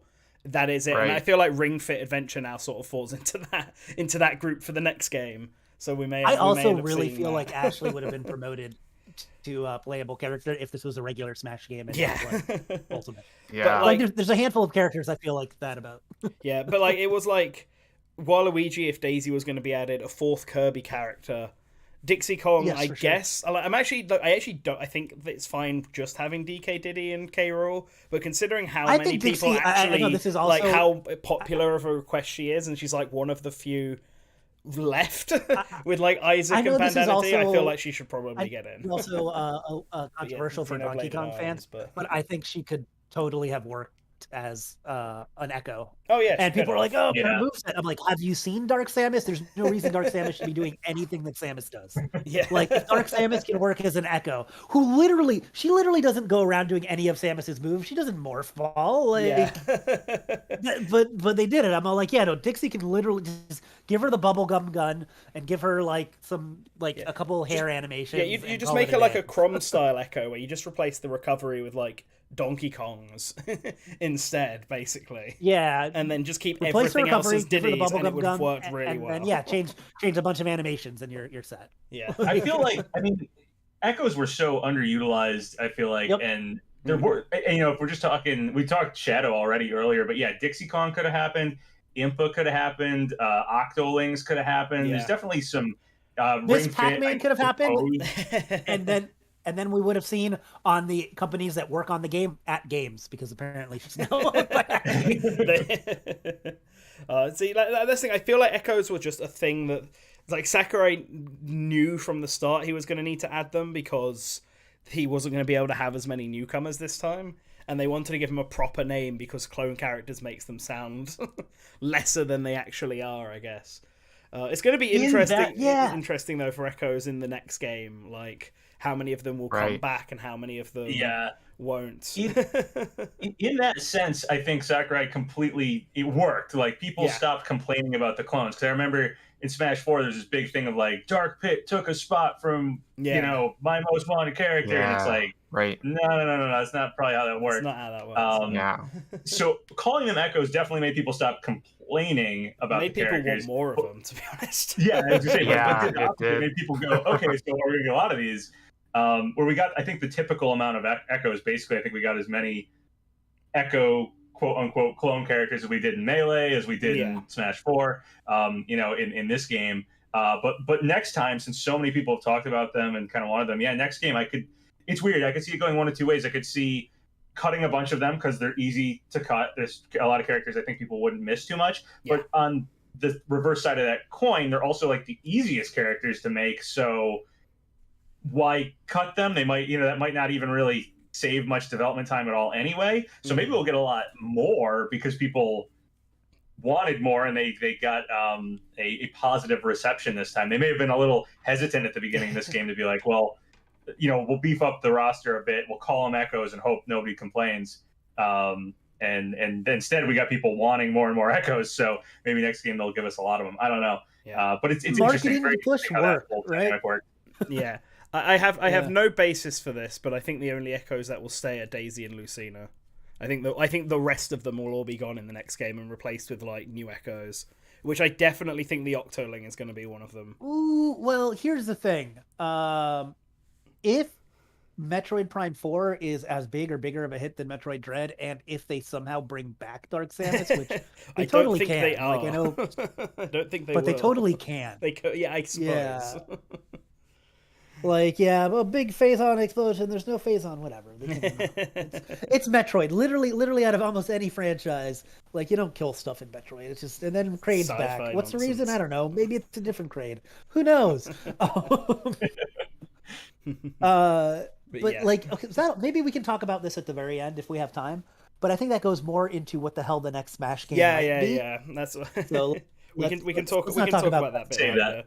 Let's go through then. So overall, like, which fighter part was everyone happy with the DLC in the end? Because I feel like I didn't hate anyone from any of the 11 fighters that we got. There are some that I thought like I could have gone either way with, being Byleth and Sephiroth. But I was pretty happy with the majority of them. Like the stint of Hero to Terry was great. and I thought Steve was a great addition. I thought Pyra and Mithra were a great addition, and just Tekken in Arms in general, I think we're good. I don't have many negative opinions about the DLC, but obviously I don't know if that's different for everyone else. Like overall, do you think this was good, or would you have rather seen it like completely overhauled? Papa, I no. thought. Oh, sorry. You want Papa to go first? Yeah, if you yeah, Sure. Papa, why don't you go first? No, Oh yeah, sure. I thought so. Overall, looking at the DLC, I think it's really good. Definitely happy with it. For talking first pass and second pass together. Overall, I also think it makes more sense in retrospective. I think as we were going through it, there were certain like expectations at certain times and other things that maybe would make you think that the past would have been different than it is. But I think again, looking at it overall, it's pretty strong. Like for instance, Tekken. I kind of stopped thinking about Tekken when we ended up getting Tekken. But had you asked me earlier in the past, like, okay, Namco should probably get someone. Who should it be? Probably a Tekken character. Boom. We did end up getting that. It was just in a different time than I thought that would happen. Same thing with Sora happening at the end. I think really boosts the second pass up. As that's one of the most wanted characters, so that's cool and stuff like that. So yeah, I think overall it's really strong, and certain characters like Min Min and Byleth and Pyra and Mithra, the first party stuff makes sense that okay, they were going to add in things that they probably didn't either weren't out in time for base game, or they didn't have time to make for base game. Again, in retrospective, when you see all of it together laid out, it makes more sense than maybe some of the way that if you're going in blind, you lay out like, okay, what should the past probably look like? What do you think it's going to look like? Are you going to predict it? It's probably different than what we got, but not. But I'd say what we got it's not bad. It's just different than I was expecting it to be, but still very, very strong. I got Banjo-Kazooie in this pass, which is my favorite, or not this pass, but the DLC, which is my favorite newcomer in this whole game. So obviously I like the DLC because of that. And Banjo-Kazooie might be my favorite character in Smash, period. It's like Banjo and Little Mac are my two favorite characters in these games. So yeah, I'm pretty overall happy with the DLC. I think ending on Sora was a high note, so I'm happy we ended on a high note. A lot of people were worried it would end on like a whimper.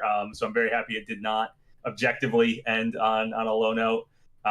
So yeah, I'd say I'm happy with these two passes. As far as like first pass versus second pass, I'd say they're pretty close to equal, at least in my own mind. I think I probably like more characters in Pass 2 than I do in Pass 1, but Pass 1 has Banjo, so it like evens it out for me. That's a good way to look at it. What about you, Kody? So for me, I think I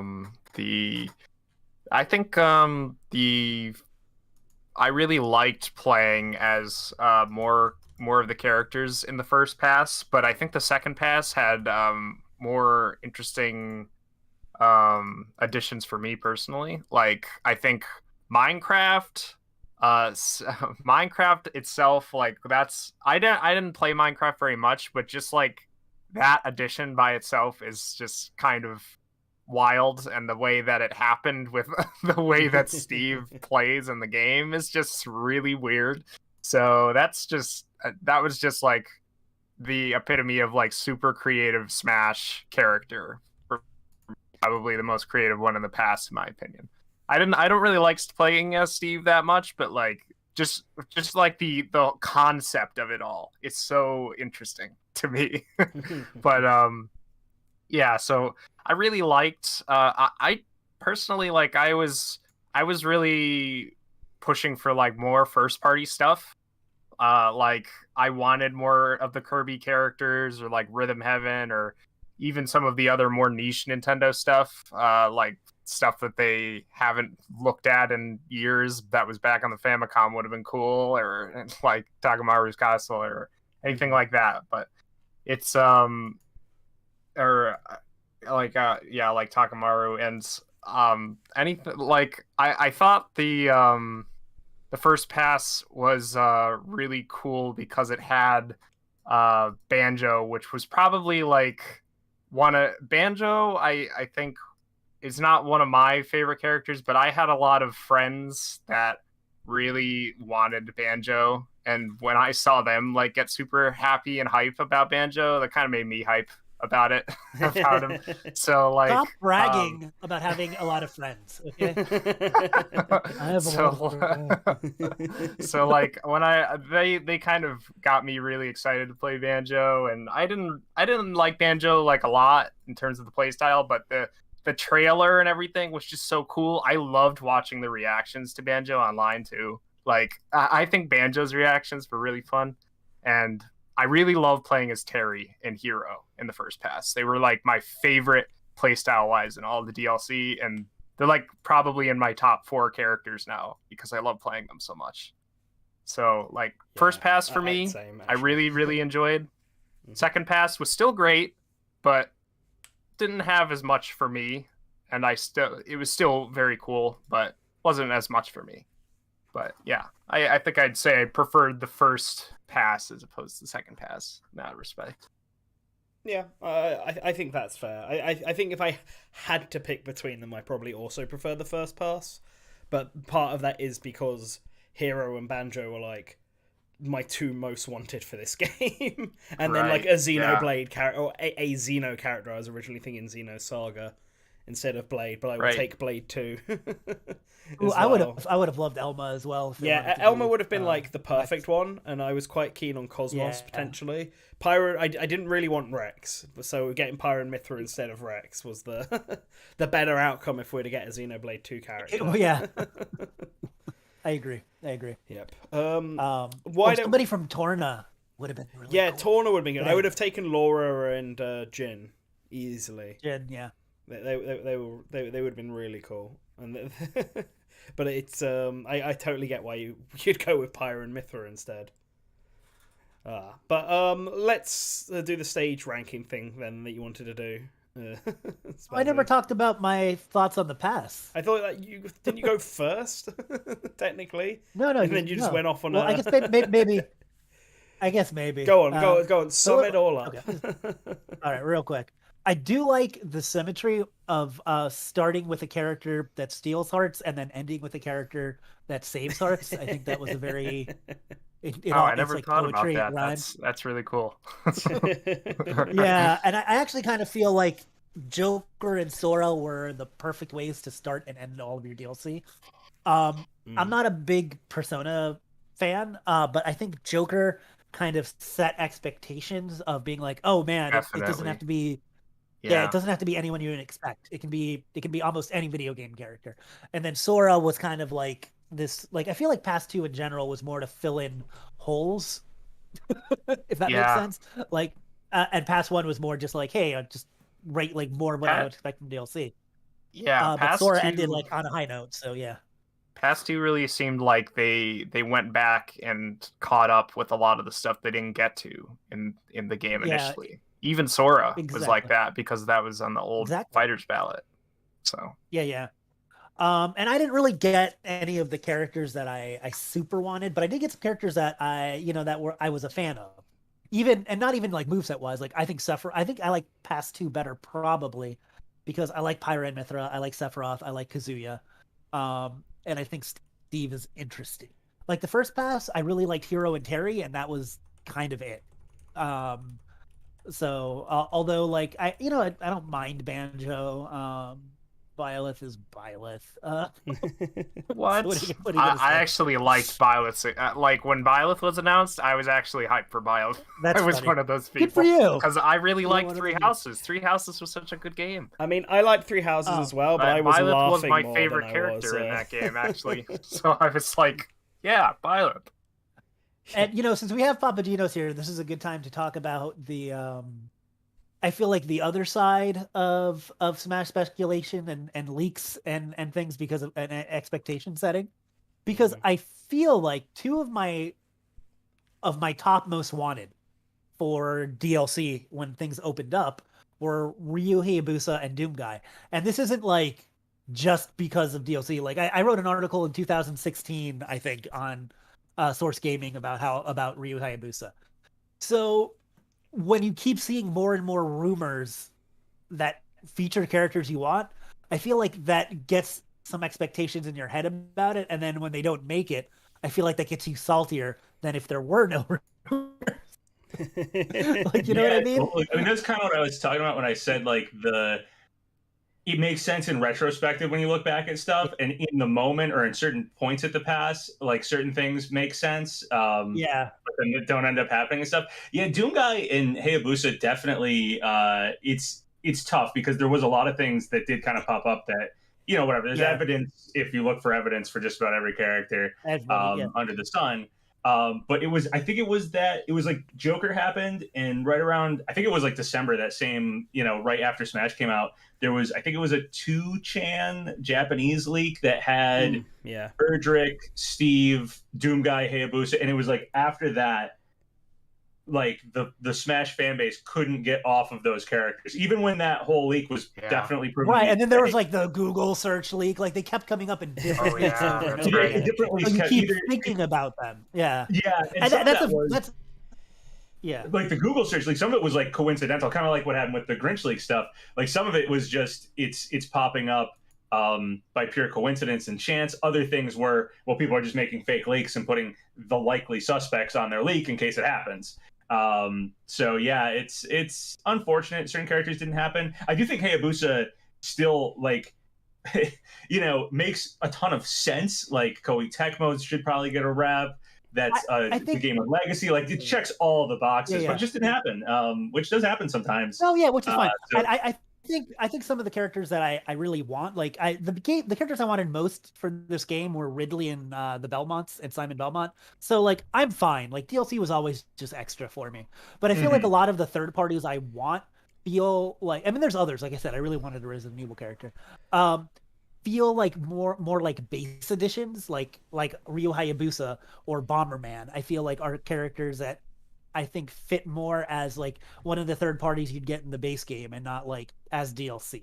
Like, you know what I'm saying? They feel like more like a Belmont and less like a Cloud. Yeah. Well, especially with the status of Ninja Gaiden right now, it's definitely remembered more fondly as a classic series than. Yeah, and I don't want to make this about like what Spazzy wanted and what Spazzy didn't want. But like I this isn't about me being like salty about additions or anything.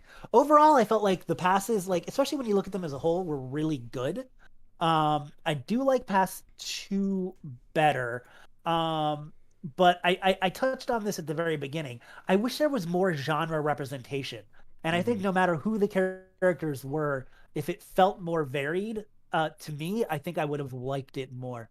I think that's the one thing where like I said before, like there's not like shooters are arguably, the biggest genre on console gaming in one way or another. So are like 3D action games, like so like a character like Dante or like Dovahkiin for a Western RPG. There's no Western RPG rep.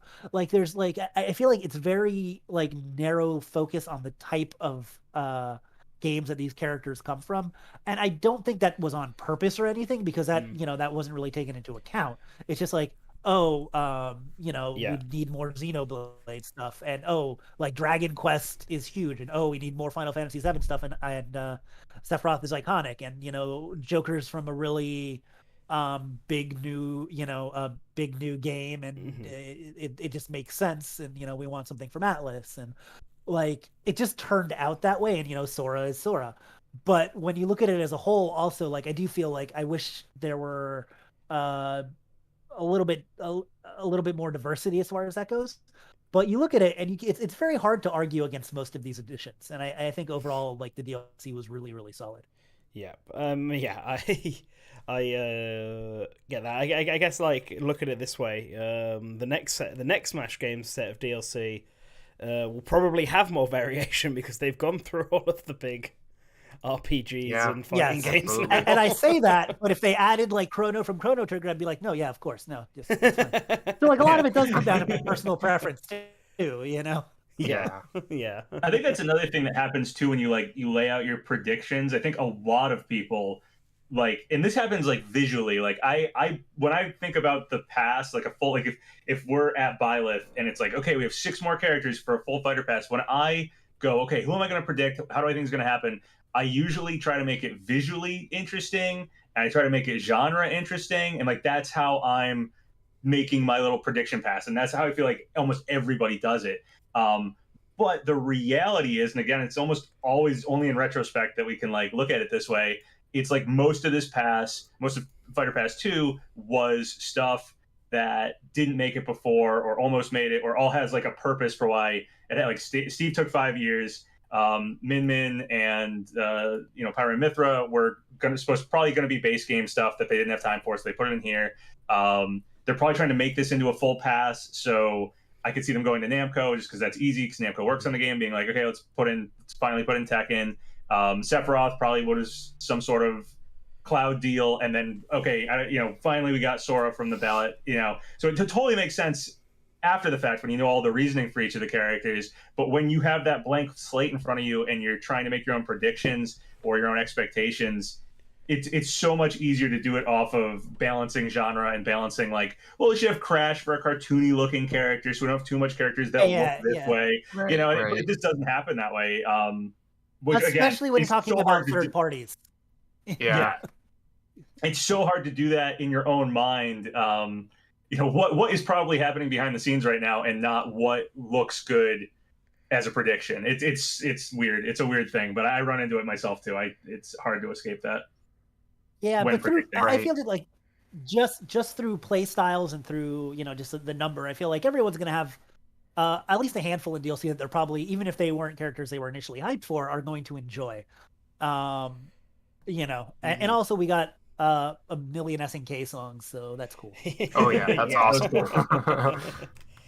So I guess let's talk about ranking the stages, and I guess stages, and we may as well do like the whole each pass, I suppose. So why don't we start? We'll just start from the beginning, I guess, and work forward. So Joker, what does everyone think about Mementos and just the Joker? I like Mementos a lot. I don't know what the general. That was pretty cool.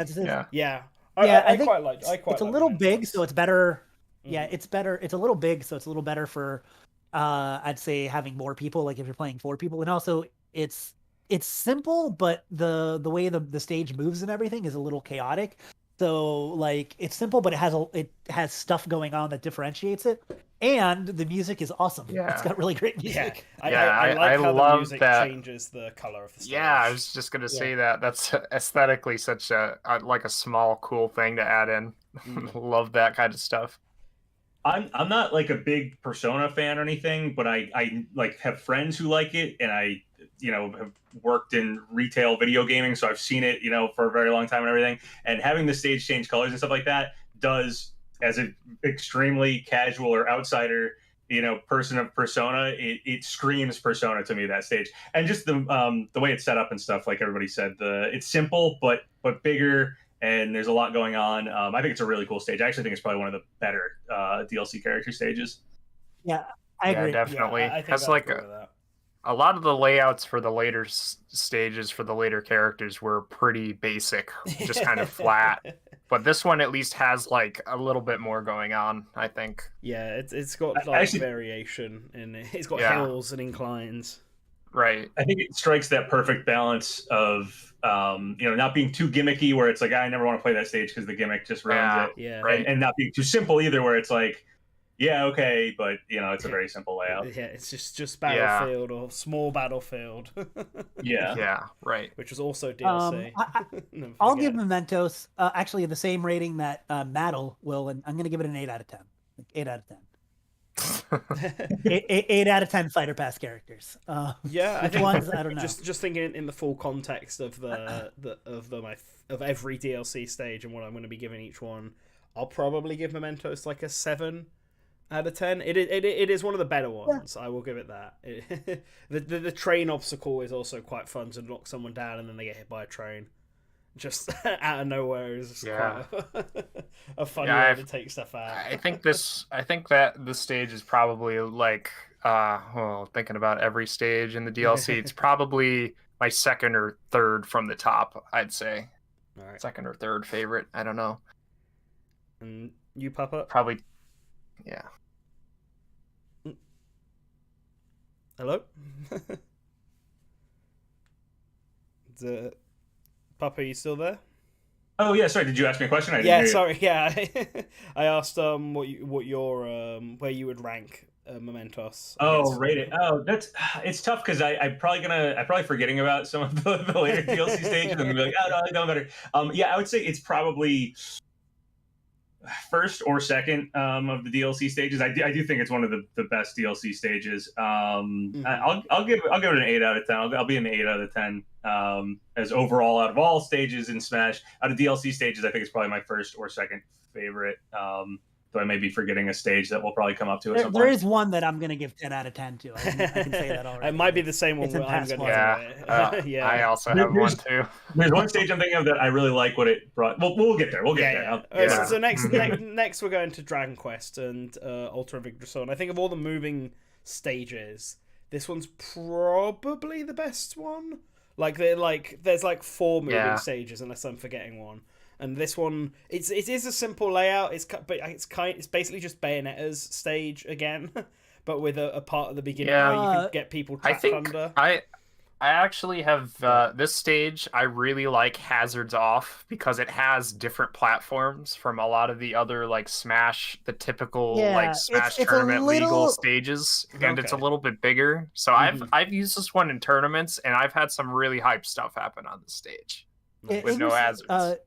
Yeah, just because the platforms are different. Altar is pretty cool, even with hazards on, because it has mimics. And I think mimics are those are great. Those are a fun little hazard.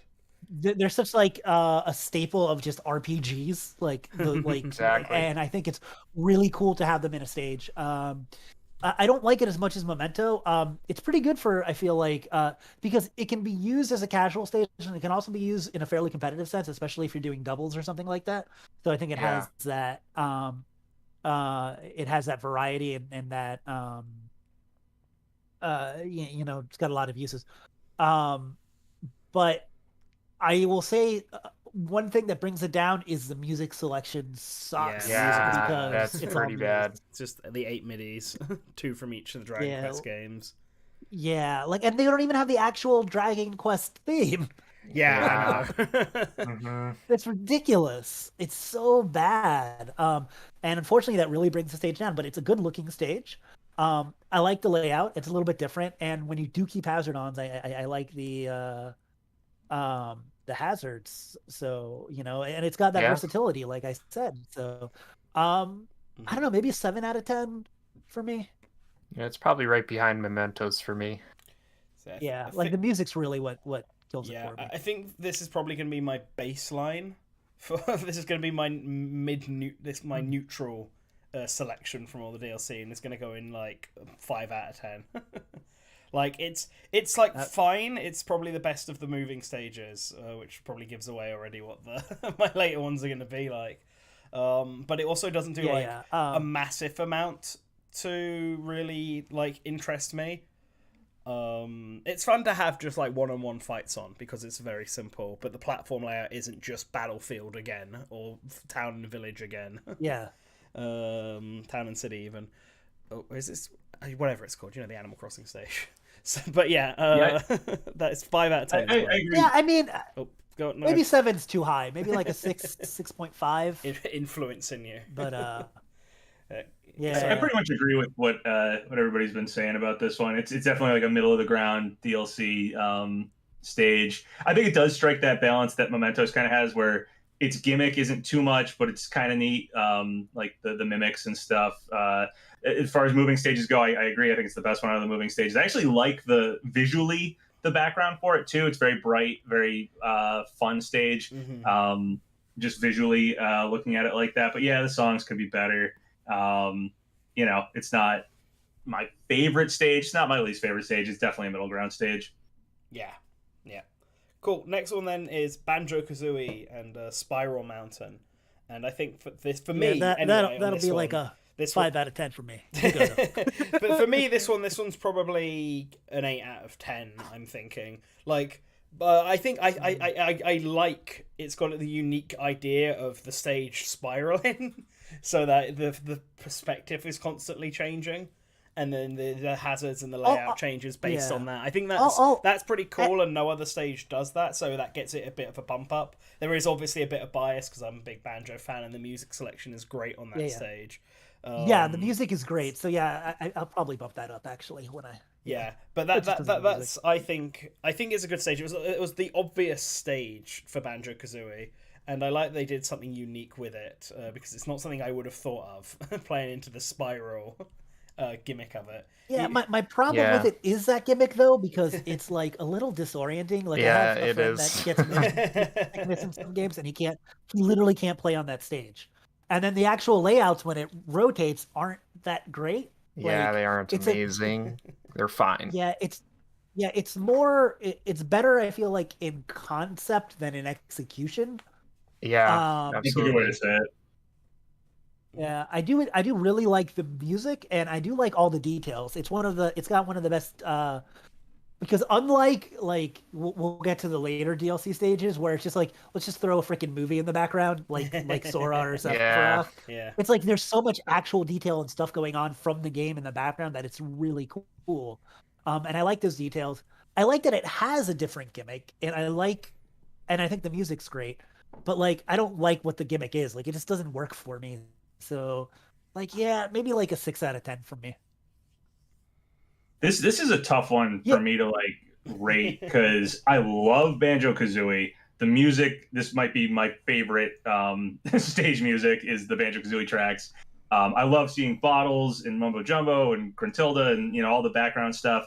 Spiral Mountain was the obvious choice for a banjo stage because it's consistently a major part of the Banjo-Kazooie games. But yeah, the spiraling gimmick and stuff, I completely agree that it is a good on paper, but I don't find it that fun to play with that gimmick. So usually when I play the stage, I'll do like an Omega or Battlefield form of it just because I like the music more than anything. But visually it's awesome. And as a banjo fan, it almost bumps it up so high for me. Just seeing that in modern graphics is like, yes, that's awesome. But objectively as a stage, like if I take out all the Banjo-Kazooie-ness of the stage, it's probably really low. But put all that Banjo-Kazooie-ness in the stage, it's probably really high. So I don't even know if I can give this one a rating. I like it in one hand, and I dislike it on another. If I took the Banjo-Kazooie out, it probably would chat. go out. That is a part of it for me. Death Warrior 23 said it's a 2 because of motion sickness. And yeah, like I said, I have a friend that gets a little motion sick in certain game scenarios, and he can't play that stage. Like, I got to bump it down for accessibility, I guess. Yeah, I think that one's probably it's basically just going down the row now because that's probably below the Dragon Quest stage for me. So it just goes Mementos, Dragon Quest, Banjo, like in a row. Well, my rankings, because that stage is I really like how they added so much detail to it. That's really awesome, even as somebody who hasn't played the banjo games. But and the music is just amazing because everybody can appreciate banjo music, I think. But the stage itself is the layouts aren't that creative. The idea was creative, but the layouts were nothing super special, I don't think. All right. Well, let's send your ranking back the other way and talk about King of Fighters Arena. Hold on 1 second. Oh yeah. 1 second, because I just want to say this because it was weird, and I just want to send this out to the world and to the internet. I've never heard Banjo-Kazooie music playing in a store before, and I did yesterday. And I just recalled this because we're talking about Banjo-Kazooie music. I was in a box lunch, if you know what that store is. No. I was in a box lunch in Mad Monster Mansion. They were playing Halloween music, and Mad Monster Mansion came on the store's music. So anybody out there in the world, if you go to a box lunch, be on the lookout for Mad Monster Mansion. That's really random. That's it. That's all I want to say. All right. King of Fighters Arena. I know it is just a flat, but the whole gimmick of setting up the like invisible walls on either side that you have to break through just makes it like an actual fighting game arena, and is probably one of the smartest gimmicks Absolutely. that they've Yeah. done. Absolutely And agree. the music, I man. love that stage so much, Yeah, and the even though it's music so as well. simple. Mm. Yeah, so much music, and it's so simple, but like that's top 2 for me. Like that's at Yeah, definitely and second it has the place best out of all stage. of them. It is Best my stage favorite game. stage. Yeah, that is a 10 out of 10 for me. It's just like Smash DLC stages are all very simple. Like obviously because of development Yeah. time and stuff, they can't spend a year making one stage like they did in say Smash for Wii U. But I prefer if they take that simple idea and then do something really cool with it, which they rarely do. But King of Fighters Arena, they absolutely did, and I think it's just super fun to play on. So that's just my think it's 10 such out a of 10. fun It's gimmick. King out of Yeah. Oh Fighters yeah. Arena. Plus, That- here's what I really here's what hope you they do that. If they like in the next Smash game are going to be taking things from the DLC to incorporate into the older stages, they should definitely put that in a lot of the walk-off stages. Yeah, That would be just really as an great. option. Plus, that stage has its own meta. Because if you play as Little Mac on that stage, no one can beat you. It's really awesome. The one time that Like- Little Mac gets to feel like an S tier. Dude, he's literally OP in that stage. It's really funny.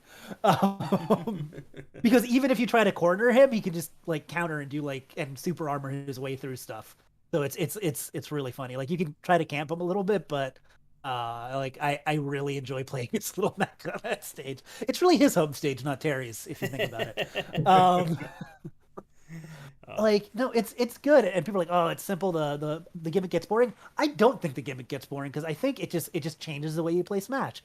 And if you play, especially if you play with health on that stage, as opposed to percentage.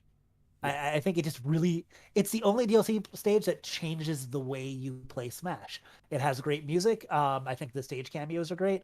I'm going to give it a 9.5 out of 10 because I think the hazardless version should make it so you can only get KOs off the top. And I know you're thinking that sounds super annoying because it'd be difficult to do with some characters. Yeah, man, but still, that'd be great. This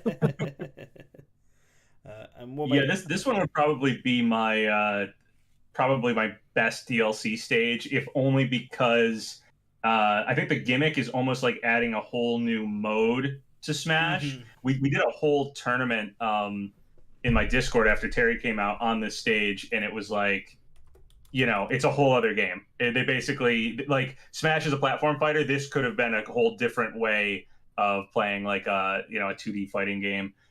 Plus the giant amount of music tracks, plus all the SNK characters referenced in the background.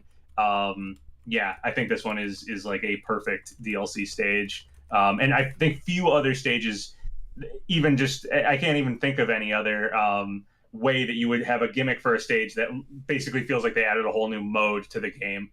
So gotta give it props for that.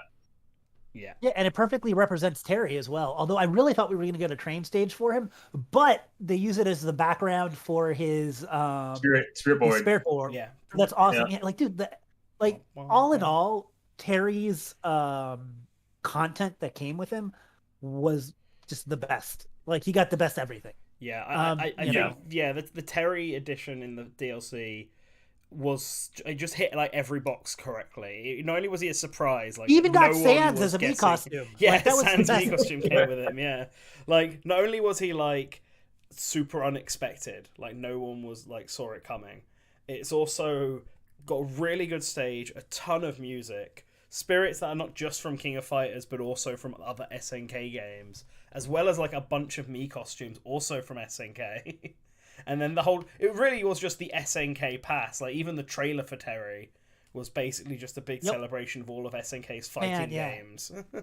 The only thing it was missing was like Metal Slug and stuff like the non-fighting games. We should for rank SNK. all of the trailers. That would be fun. We should do that sometime. Not now. Yeah. Except for mine. Bobby, Mine wanna come was on and ignored. we'll do like we'll do like we'll like re-react to all of the old trailers and discuss them. I think that would be a super cool thing to do at some point. Maybe not for Good Morning Source Gaming. I don't know, but I think that'd be fun. Anyway, sorry. Anyways, so from the high to a low, Byleth. Yeah, I think so too. Garrick Monastery, and like I think the stage is like fine. It's like the second one on the moving stages for me. I just feel like not only are the 4 different layouts it's got pretty plain, they're basically all flats. Sometimes they have a platform and sometimes they don't. And then it just very rarely do they have platforms. Yeah, it just also looks a bit ugly because they're clearly just taking the model straight from Three Houses wholesale. And that's not the prettiest game as is. But at least I think it has like a filter over it in Three Houses, which it doesn't here. So a lot of the character models in the background and the textures and stuff look pretty meh. And I think that brings it down. Because the music's fine. And like there's nothing about the stage that's like offensive. But it just kind of looks a bit bleh. I think it's almost like a sin that you have a transition stage and then that like each transition is a walk-off with like hardly any differentiation. Like, yeah, there's the first one has the breakable areas and then there's the chandeliers. Yeah, but like for the most part, it's just like it just transitions to different walk-off stages with no hazards and very little platform variety. Like I said this when it launched. I'm like, this is and you know, it's funny. I said this talking to competitive people, and they're like, "That makes no sense." You said that. I said, "This is a bad stage competitively and casually." They're like, "How can you have a bad casual stage?" Because the whole point of having of playing something casually is to have fun and to have something dynamic happen. Yeah, you know what I mean. But it's not. It's a boring stage. It's boring, and then it's also not a good competitive stage either. Like I was talking about Sora's stage, and we'll get to that. But at least that's a stage that's really, you know, well set for competitive style of play. Like this stage was literally for no one except for people that really like background characters from Three Houses. Yeah. Yeah, I don't want to be the just anti-Byleth getting in guy all the time, but yeah, objectively, I don't like this stage either. It's not that interesting visually to me. I didn't play Three Houses. I still haven't played Three Houses, so maybe if I played Three Houses, maybe I'd like the music more. Maybe I'd like the references more. But as is, it's just sort of a medieval Fire Emblem themed stage with a bunch of walk-offs that change into other walk-offs that I just never really feel the need to play this stage. So I don't know. I'm not a big fan. Might be my lowest DLC stage. Yeah, I'll give it a 4 out of 10, and that's being generous because I don't hate playing on it. Yeah, I feel like if I give something lower than a 4 out of 10, it means that it's annoying to play on. Yeah, I mean, I think I'm gonna give it a 4 out of 10 as well, just because, like, I don't hate it, but it's also like you're right, not interesting. It's just boring. That's its biggest crime. It's just a very boring stage. Yeah, the music's all right, and just out of like all the stages overall in Smash, it's not bad because, like you said, I don't mind playing it. But out of the DLC stages, it feels like the worst one just because it's boring. And yeah, I think it's the worst DLC stage. I'm very comfortable in saying that. Yeah. Kody had to step away for a bit, but he said it's basically below average. He didn't give it a number. He said he loves it. It's a 10 out of 10 because he can't defend himself. Cool. That's all the stages in Fight Pass 1. But so on the Fight Pass 2, and we start off with Spring Stadium, and I actually really like this stage. I think this is my second favorite stage that they added in all the DLC. It's got like a simple enough layout. But the actual spring pads are really, really fun to just use to KO people. Like, I know if you play Hazardless, I don't think they're active, but on Hazard's on mode, they are super fun. Just jumping that launches you up into the sky, smacks you into someone, they hit the ceiling, bounce back down. It makes everything super chaotic, but I think that's what you should be going for in casual play. So, like, Spring Stadium is just a lot of fun. In my opinion. So that's my second. I think it's my second favorite of all the DLC after King of Fighters. Let's PapaGenos. You go first up. Sure. Yeah. Yeah. The Spring Stadium stage. It's okay. It's probably middle ground for me. It's a stage that like I don't actively go out of my way to play, but if I if it pops up if I'm doing random or something, or we just somebody else picks it. I don't mind it. The music is good visually. I like the look of Arms as a game, so it's fun to play on that one. The actual stage layout, yeah, the springs are pretty cool. One thing I don't like about it, I don't like the two things at the top On of the the top stage. ceiling, Yeah, the yes. ceilings, Okay. Yeah, sometimes bump into. That kind of bugs me every once in a while, which probably lowers. I think if that was totally open, I'd probably like the stage a little better. Yeah. Apparently, But Hazardless doesn't overall, get it's rid of it, so according to yeah, someone. Yeah. Hedges doesn't get rid of it. But it's okay. It's an okay stage. It's probably, if Dragon Quest is my like middle ground for the moving stages, the static stages, I'd say this is probably my middle ground static one. Mm-hmm. Fair enough. I think I'll give it like maybe a 7 out of 10. First of all, I'm really glad we got Arms music because I like Arms music a lot. Yeah. I think the stage looks good. I like the layout. Overall, like my big problem is just what PapaGenos said. Like I kind of hate the two The two ceiling parts. ceiling thing, especially if you play it on Hazardless. But when you play it with Hazards too, like I get it because you're supposed to bounce off because of the spring pads, but like in practice, I find it a little annoying. Overall, though, good stage, 7 out of 10. Yeah, and I guess for Kody it was like average, average middle of the road, similar to what Papa said for him. But yeah, cool. Spring Stadium. Next was Minecraft, right? Minecraft stage.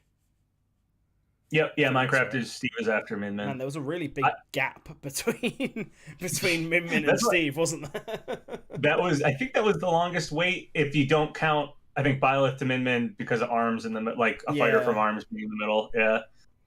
Yeah. So yeah, okay. So the Minecraft stage. So Kody said this was his favorite stage in all the DLC, and like I can see that. I think it's a pretty decent stage. I like that there's different variations of it. I think that's probably what makes it stand out. It's a bit like the Mario Maker stage from the previous game, but you can like break all the blocks. So if you wanted it to be flat, you could you could put in the effort to make it flat, which is pretty neat. So I don't think it's not one of my like favorites, but I'm more positive towards it. So considering everything else, I'd probably give this one like a 6 out of 10. Yeah, this is probably, if not my favorite, then my second favorite. It's either probably the King of Fighters stage because it added in a gimmick that felt like a whole new mode to Smash, or this one. This is probably the one I play the most. And I was like, I wanted Minecraft in Smash. I was lukewarm about Steve, though after him getting in and the moveset that they gave him and having Enderman and Zombie and Alex, all it's like, I think Steve is really awesome as a character after seeing what Sakurai did with him. But before that, I wanted Minecraft, but I didn't really want Steve. I just thought he was kind of boring. But I did want a Minecraft stage really badly. I was actually hoping a Minecraft stage was happening. I really love this stage. The gimmick of breaking the blocks is pretty cool. But what I really like about it is that you can actually change the it's like how you select the stage changes the platforms layout and stuff. I love biomes are different. Yeah. And you can change the sometimes it's day and night. It has snow. Sometimes it has all these different environments and stuff. And the platform layout is different. It's a very versatile stage to just keep playing and seeing what you get, which is very Minecraft. And I like Minecraft aesthetically as a locale. The characters in Minecraft always look kind of to me, but I did like playing in that world. So being able to play that world in Smash is very cool. So yeah, I'm a big fan of this one. This is probably my favorite, if not my favorite, then my second favorite to the King of Fighters stage. Those are probably my top two stages. So yeah, I'm happy with this one. Nice. Cool. Kody again was like, Kody said this one was his favorite. But sorry, because I did him first, didn't I? We'll give it a 10 out of 10. 10 out of 10. Yeah, I like this stage. I think the biomes are cool. So I like that you get different layouts. I know, and Maddle in the chat was all like, "Yeah, it's just Final Destination with blocks that get in the way that you can destroy." But that's like kind of the point because it's Minecraft. So I'm cool with that. I feel like it really fits the game. I think it's a fun stage. Maybe like a 7 out of 10. I'll give it. I think it fits Minecraft. It looks good. It has a lot going on, and there's variety because of the different layouts. Mm-hmm. Nice. On to the next one. Cool. Well, the next one then is Northern Crater, the Sephiroth stage, and so like this is like my least favorite stage of all of them, and I'm partly biased for this one. So like, what's the best way of putting this? So Northern Crater as a stage, like as a concept, layout wise is fine, but nothing really happens on it. There's just like an FMV playing in the background. It does. The end of Final Fantasy VII literally happens on it. Right, and that doesn't affect anything that happens on the actual stage itself. I've not beaten Final Fantasy VII. I have no real connection with the end, with anywhere in the end of this. This will be really interesting when we get to the Sora stage, like, because everything you're going to say here. No, there's going to be a lot of repeat, even for me who haven't played Kingdom Hearts. My big problem with this one is it's so simple. That a lot of people clearly do like it a lot. Yeah. So if you go play online, basically you get this stage 80% of the time.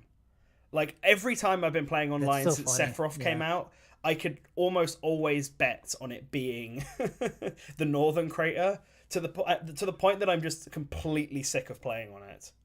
Like it's got really good music. The Genova remix on this stage like absolutely slaps. Yes. And that sort of bumps it up a little bit for me, but it's also Midgar has now. Midgar has that music now too. Yeah, Midgar has that music as well, and it's much is a better stage. Yeah, same. Midgar's a more interesting stage, even though the Midgar layout is literally just Battlefield. I would prefer playing on that stage to the Northern Crater at this point. So for me, it's just brought everything on it down to probably being like a 2 out of 10 or something for me. I'm just bored of this stage now. But yeah, that was my Northern Crater rant. I think the fact that I think I'm gonna have the most positive reaction on this, so I guess let's go to PapaGenos next. Oh sure, yeah, I also think this one's lower. I don't despise this stage or anything. But yeah, I also do see it quite often. It's kind of the town and city and the other Animal Crossing stage of DLC stages where like you just see it a lot from tournament level play. It's the layout's okay, it's fine. I don't mind tournament simple stages. I kind of prefer tournament level simple stages to a stage with too much of a gimmick. So, I'm fairly neutral on it in that regard. But like I said, Final Fantasy VII never clicked with me the way it did with so many other people. It's not a bad game. I think it's good. Out of the Final Fantasy games, totally deserves to be here, blah, blah, blah, et cetera, et cetera. I think Cloud and Sephiroth are, great faces of Final Fantasy. And I think we brought this up earlier. Like Cloud is like the face of JRPG characters. And if you were around in the early 2000s, a black trench coat, silver hair, katana wielding guy is like the bad guy of anime, JRPGs, whatever. Like Sephiroth fits that so well. Obviously, he's probably the prototype for all that. But yeah, so Final Fantasy VII just never clicked with me super hard. So having the ending of Final Fantasy VII play in the background it's neat, but it's not for me. The music is great. Final Fantasy VII, if it has anything that I agree with everyone else about how great it is, the music is fantastic. So very happy to see that getting in the game. But again, yeah, Midgar has that music now too. So yeah, the stages, I don't hate it, but it's definitely lower on stages on here. As far as the moving background stages, it's probably my lowest one. Unless we count Byleth's stage. I don't know what we count as the moving background stages. I was counting Byleth's as one of the moving ones. So yeah, it kind of is, but also like transitions. Whatever. Yeah, I guess I was thinking of just stages where the platform like the platform that you're standing on shifts layouts and yeah. Perspectives, so yeah, I don't know. This one's lower for me, but it's not terrible. It's not great. It's just is kind of low for me. And also for Final Fantasy VII, I don't know. I think there's cooler stuff they could have done than the ending of the game. But like I said earlier, if I had more of a connection to Final Fantasy VII, I'd probably like this stage more. Kind of similar to how I feel about the Banjo stage. I have such a connection to Banjo-Kazooie. I think that bumps the stage up for me. I don't have a huge connection with Final Fantasy VII, so I don't love this stage. But I could probably say everything I just said about the stage, about the Sora stage. But I like the Sora stage because I have a bigger connection to Kingdom Hearts. So that's, it's a personal bias, and I fully admit that. Yep. So that's how I feel about that stage. Yeah. Kody didn't specify whether this was an average stage or a below stage, so I'm going to justify my own bias and say it's a below stage for him. Just to win out our votes. Yeah. To even the playing field a bit. All right, and then I guess you quite liked it then, Spazzy. Not as much as you might think. I'll give it like a 6 or a 7 out of 10 because it is a little simple. I do like all of the callbacks and references to Final Fantasy VII. But at the end of the day, it is still like a simple stage with just a movie in the background, which it just feels like, especially because it's a movie and not like I don't know. I feel like when you look at like Banjo, you feel like the background is more like modeled and alive, and it just feels like it's there. This feels like you're green screening a movie behind behind Pokemon Stadium or whatever. But I do like all of the references and nods, and I think the music is good. So it'll be like maybe a 6.5 out of 10 for me. But yeah, it's a little simple, and I feel like it's starting to get to a point where it's like it doesn't feel like anything special. Do you know what I'm saying? Yeah. No, I get you. Cool. Then I guess next up we've got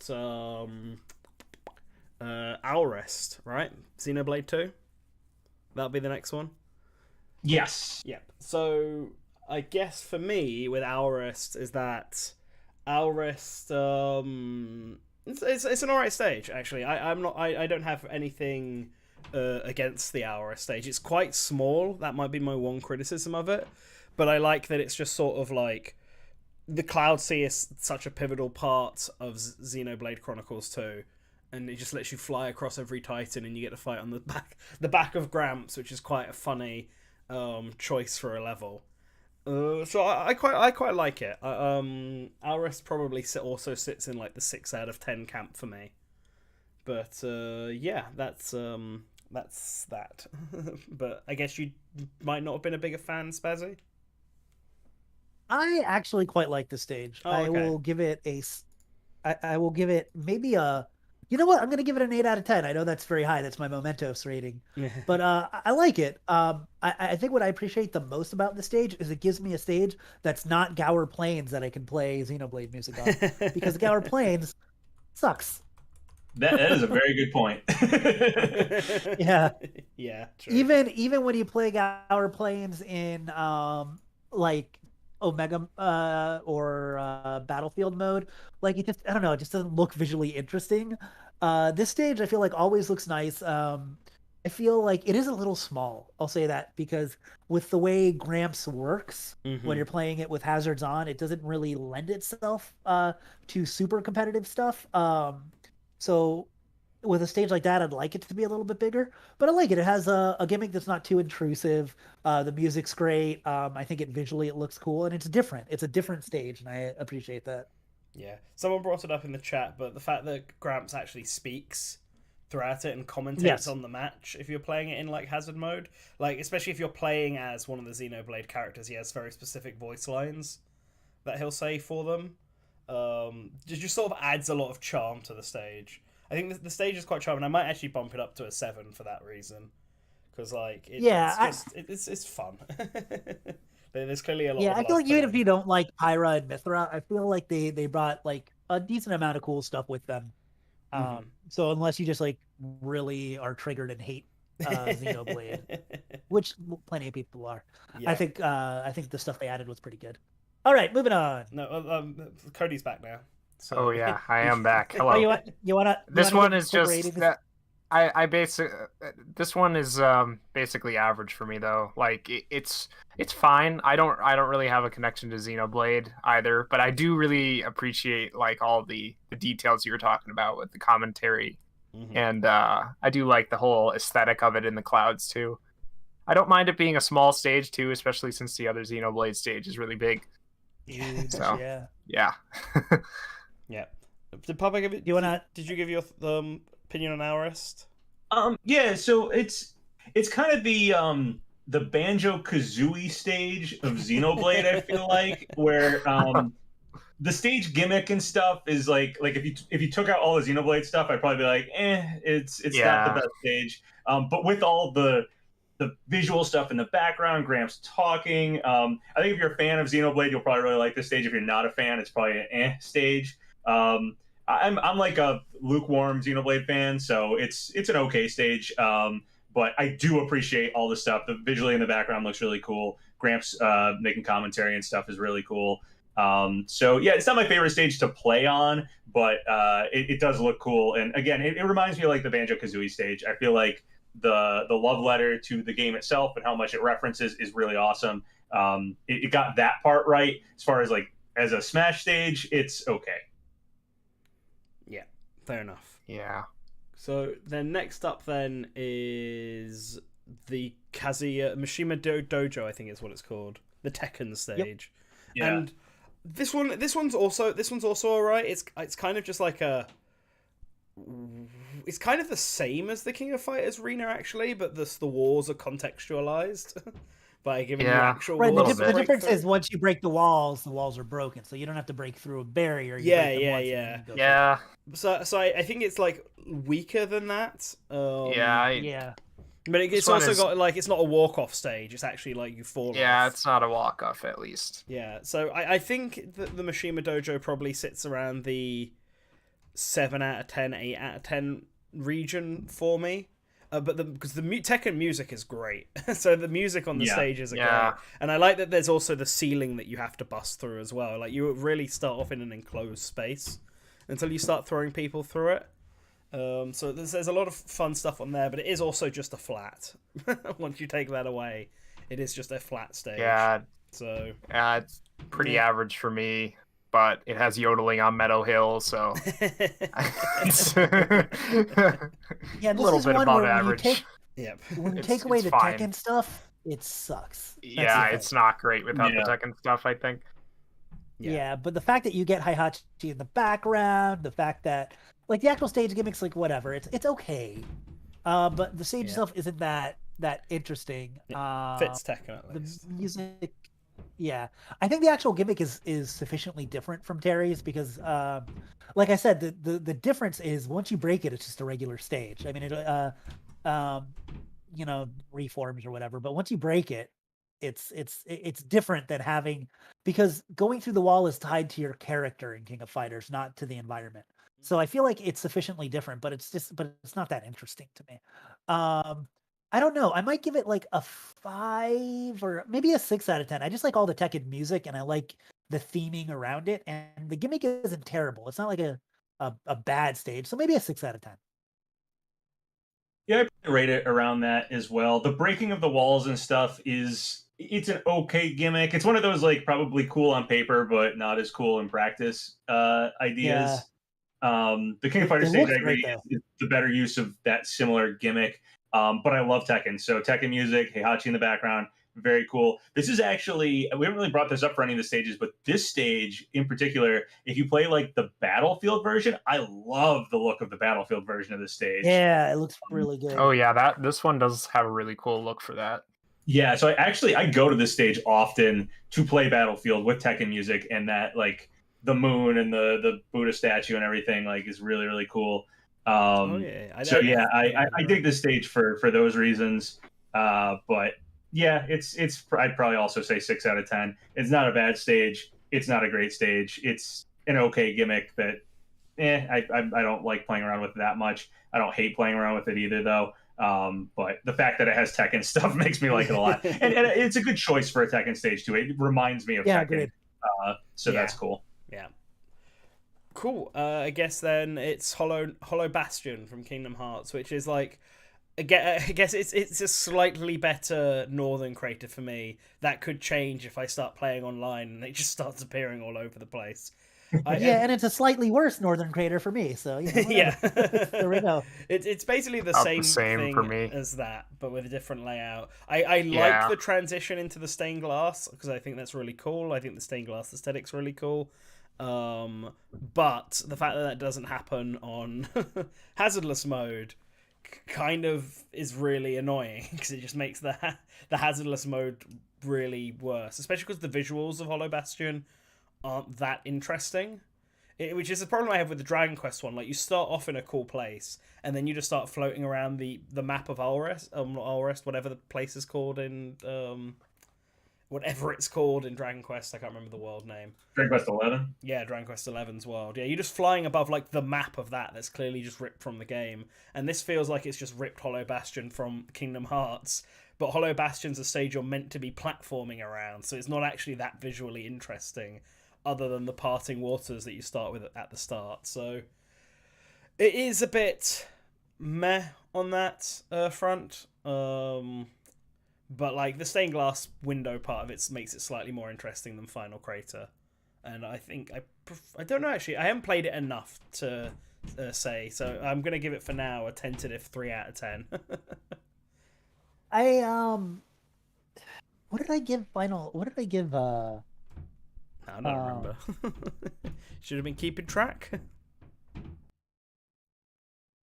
I know for this one, like Northern Crater was, it's just so basic that I didn't really get to talk about it, but it's so basic that it's got to be like, it's fine for competitive stuff. I like that, but it's not really anything stand out aside from the music and the whole Final Fantasy stuff Yeah. going on in the background. But Yeah, it probably is Matt at the same level says as it has Hollow a Bastion for me. unique layout and size for competitive play. How does it compare? Yeah. I'm not a competitive person, Maddle, so you could tell me. How does it compare to what's the Animal Crossing? Smashville, No Hazards. Because isn't Smashville No Hazards the same layout, but I don't know if the size is different. If it's, I think the different. size is a little bit different, and the Little bit Hollow platform. Bastion, I think, is longer. Yeah. Like the whole platform is longer, and the whole stage Yeah. might be.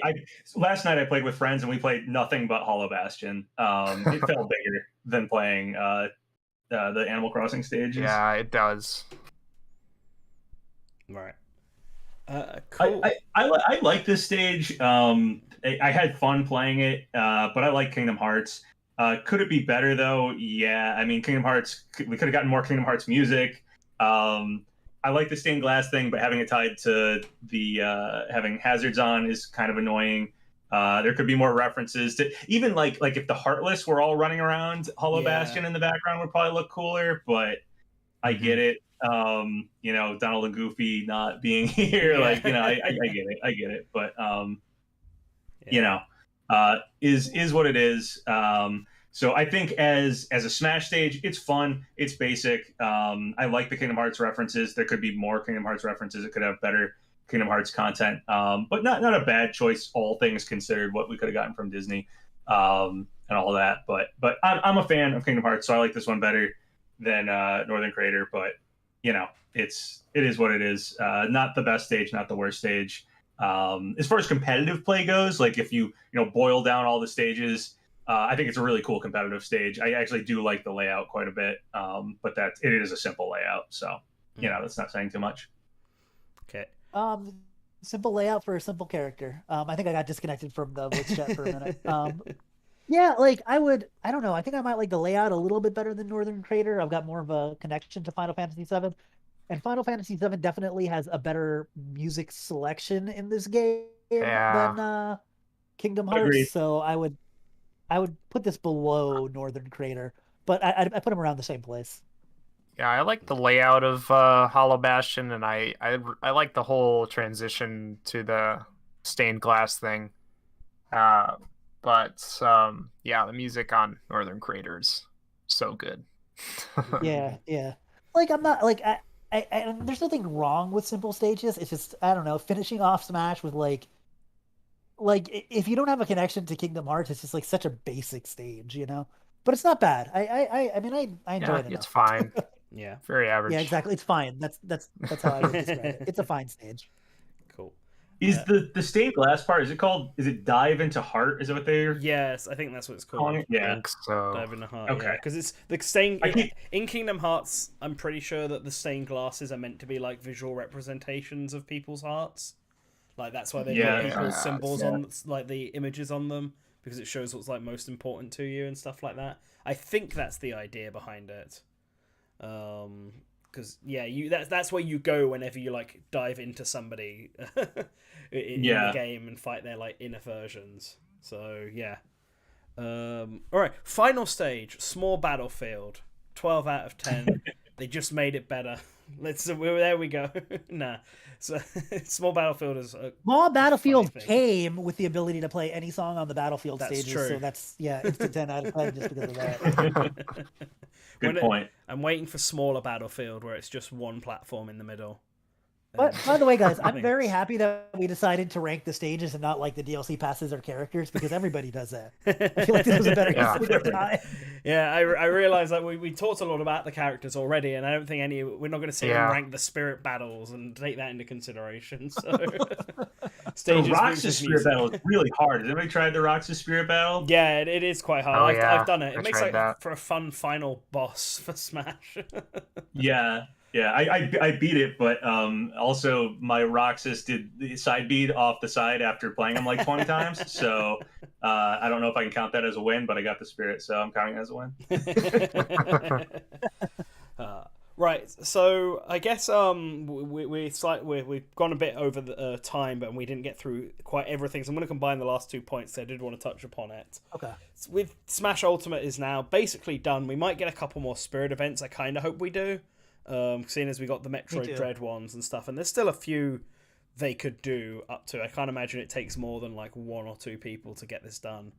Give me Ninja Gaiden. I want something from Ninja. Come on, just a spirit battle. Give me a little bit, just a little taste. But we're pretty much all done here now with Smash Ultimate. There's that rumor of Chrono Cross. Give me some Chrono Cross. Oh yes, isn't it in the video leak or something? It said something about Chrono Cross. Yeah.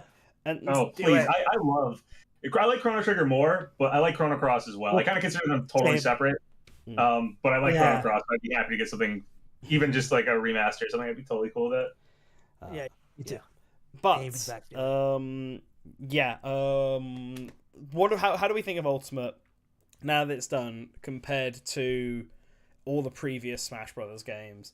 And it completely makes Smash for Wii U irrelevant unless you really like custom moves or you want to play on Woolly World or Orbital Gate Assault. Yeah. Besides that, okay, but it's obsolete. Yeah, that is true. It really does just sort of make Smash 4 Wii U specifically just sort of lesser, I guess, in total. Yeah, 3DS at least has Smash Run, which I can see myself booting up and playing at some point because I do think that's fun. Yeah, Smash Run is a lot of fun. But yeah, I mean, I wish there was more single player modes in general in Smash Ultimate. That's what I was gonna say about it. Yeah. Sorry, you can go. No, I was just gonna say I think Ultimate is my favorite Smash Brothers game. I'm definitely a big content person. And as much as I love Melee, I'm not like massively into competitive Smash, so yeah, it's fine. But I think Smash Ultimate does a good job with all of the content that it does have. I do think that it could have at least benefited from having like boss battle mode or something. It's harder to just fight the bosses. You have to do either specific people's classic modes, or you have to like do World of Light, go and find them and stuff. Boss battle would have been nice. I totally get why they don't have break the targets or board the platforms anymore. I also get why All-Star mode is now a bit crap compared to what it used to be before.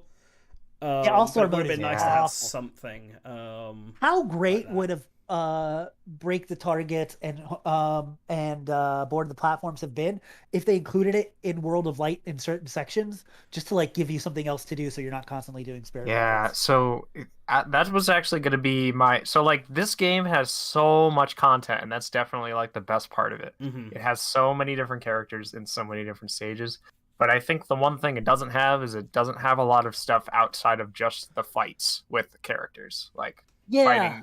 That's it. There's not like anything like say for like race to the finish in Melee or anything like that. Like nothing else, no kinds of like side things that you can do every now and then to kind of like split up the action. It does have race to the finish, Or but it's pretty coin launcher. meh in this game. Yeah. Oh it yeah, does. I guess it's it does. fast. Yeah, Yeah. it's not this exactly the same way as what I was thinking, but yeah, I do guess it think does this have game that. this game has the best classic mode, but Oh, you yeah. only really want to play it once or twice with each character. But also, how many Yeah. times do you want to play classic mode? Yeah.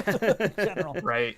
Yeah, I do think it's got the best one classic thing- mode. Here's one thing I think Smash is falling behind in, actually, are the actual crossover elements. Because besides the initial reveal trailers from these characters, especially because there's no like story mode where like subspace where characters interact. There's no real. It just feels like you have a bunch of characters that are really, really well represented from their own games, but like, and they fight characters from other games in other settings, but there's no real like, I guess, like you don't really see them interacting in any way. Do you know what I mean? Which kind of feels like a shame when you have this many characters to not be like, oh man, I wonder how Fox and Cloud would get along or whatever. Like you don't feel that. There's no like special intros or exits. There's no like I don't know. I feel like that's something that's like kind of missing. And when Smash first came around, it was like the only big crossover thing. But now there's more and more crossover stuff. It feels a little lacking to me.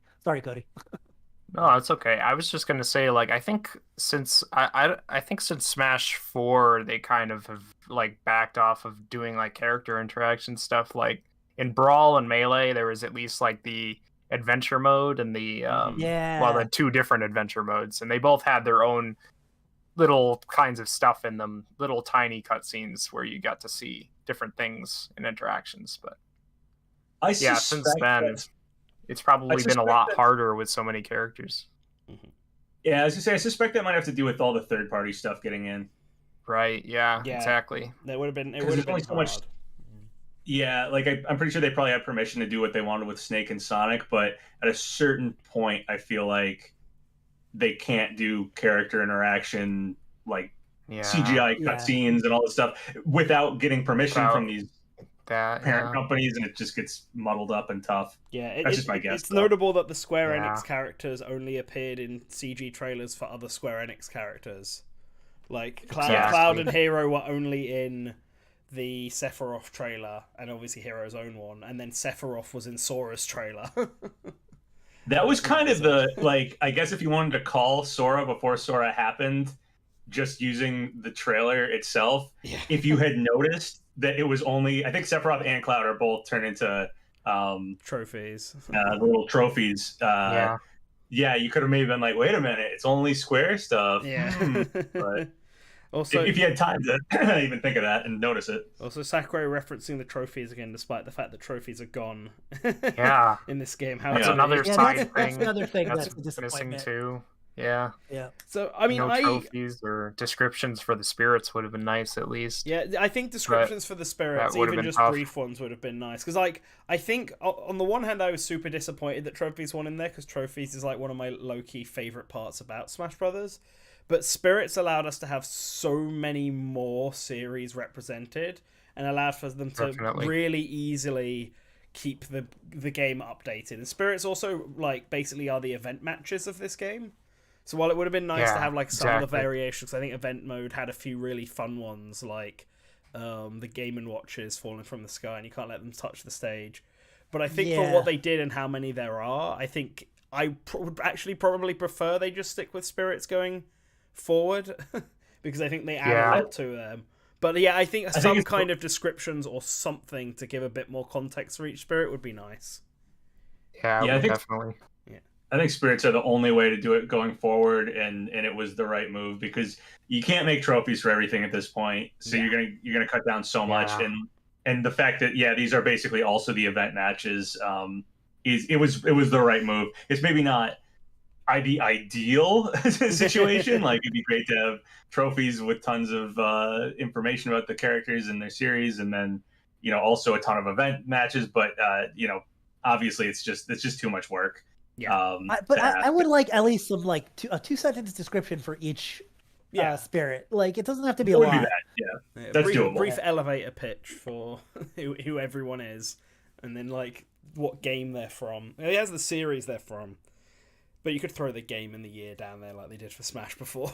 Yeah. and it's not hard. yeah, maybe just some more little options for decide like put what order you can put them in. would be nice. But all that being we're said, getting into sort of nitpicky territory. yeah. All that being said, I know these are all criticisms towards it. But overall, this is my favorite Smash game. It does feel like the ultimate Smash. I'm very happy that everybody is here. The roster's awesome. The stage selection is awesome, although I wish we got more, not only more new stages, I would have paid for an entire pass of DLC stages.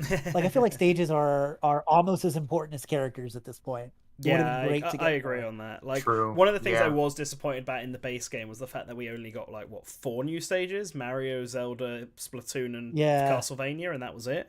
And like that is that's one of the things I like the most about Smash 3DS, because they had to sort of be a bit more creative with some of the stage ideas, and that's how we got like Magicant and Gerudo Valley, and like more obscure locales for stages rather than just the DK jungle again and greens again for Kirby, or like we got the Arena Ferox and Reset Bomb Forest for Kid Icarus instead of Palatin's Temple again. Some of my friends owned Smash Wii U but did not own Smash 3DS, so to them it felt like there was a ton of new stages. They brought over some of the 3DS stages.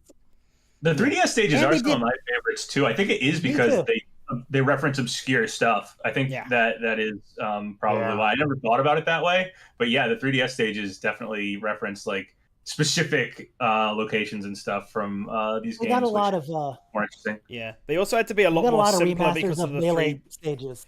Yeah, they had to be a lot simpler because of the 3DS stages limitations as well. Whereas like the Wii U stage was like huge. And so that's why you have like Great Cave Offensive and Palatin's Temple. I feel the way I feel about stages is almost the way I feel about cut characters in Smash Wii U and 3DS. Like they feel more like they're missing because we have almost all of them. Yeah, you know what I know. mean? We're just missing a couple. It means I hope for the next Smash, if they bring stages back, I hope they focus on the ones that weren't in Ultimate. Like, you know, I like Temple, I like On It. They've been in every single game since Melee at this point. Like, one thing I did really like about the stages in Ultimate, though, we only got like 4 or 5, whatever it was, new stages base game, but they updated like all the 3DS stages. They updated all the old ones, which I really appreciated. I like almost take it for granted now because I look at these stages and I just assume this is how they've always looked because I'm used to them at this point. But I do remember when Smash Ultimate first came out and playing the old stages that got updated and being like, "Wow, this looks so cool." That was a cool thing. I think I'd prefer that to just new stages, especially considering the DLC brought another whatever. I think 11 with the DLC. stages. With the DLC, the stage amount got a lot better, although because the DLC stages are so simple, I think they're all, we just went through the rankings, so I'm not going to do that again.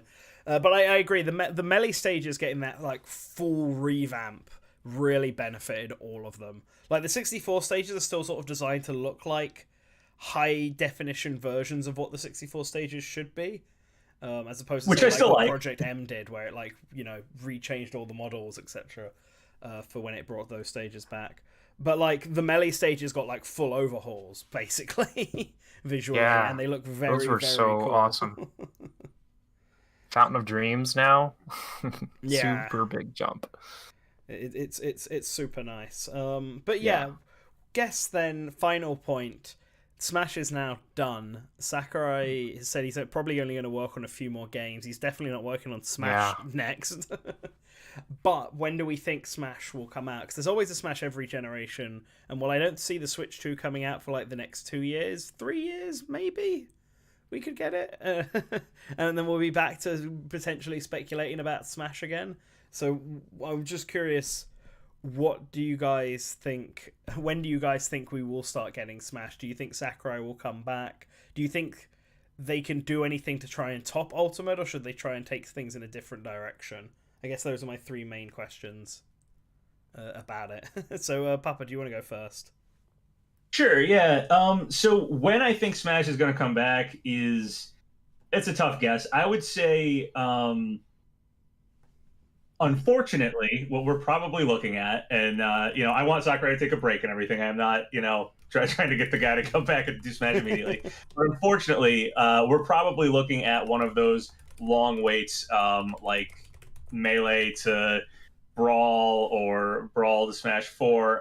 Definitely, Where yeah. it's yeah, probably 6 to 8 years is probably what we're looking at. That's just the truth of it. My best case scenario, and I don't know if this will happen or not, but I would like to see it, would be in like 2 years. Maybe not, this upcoming E3 or even the one after that.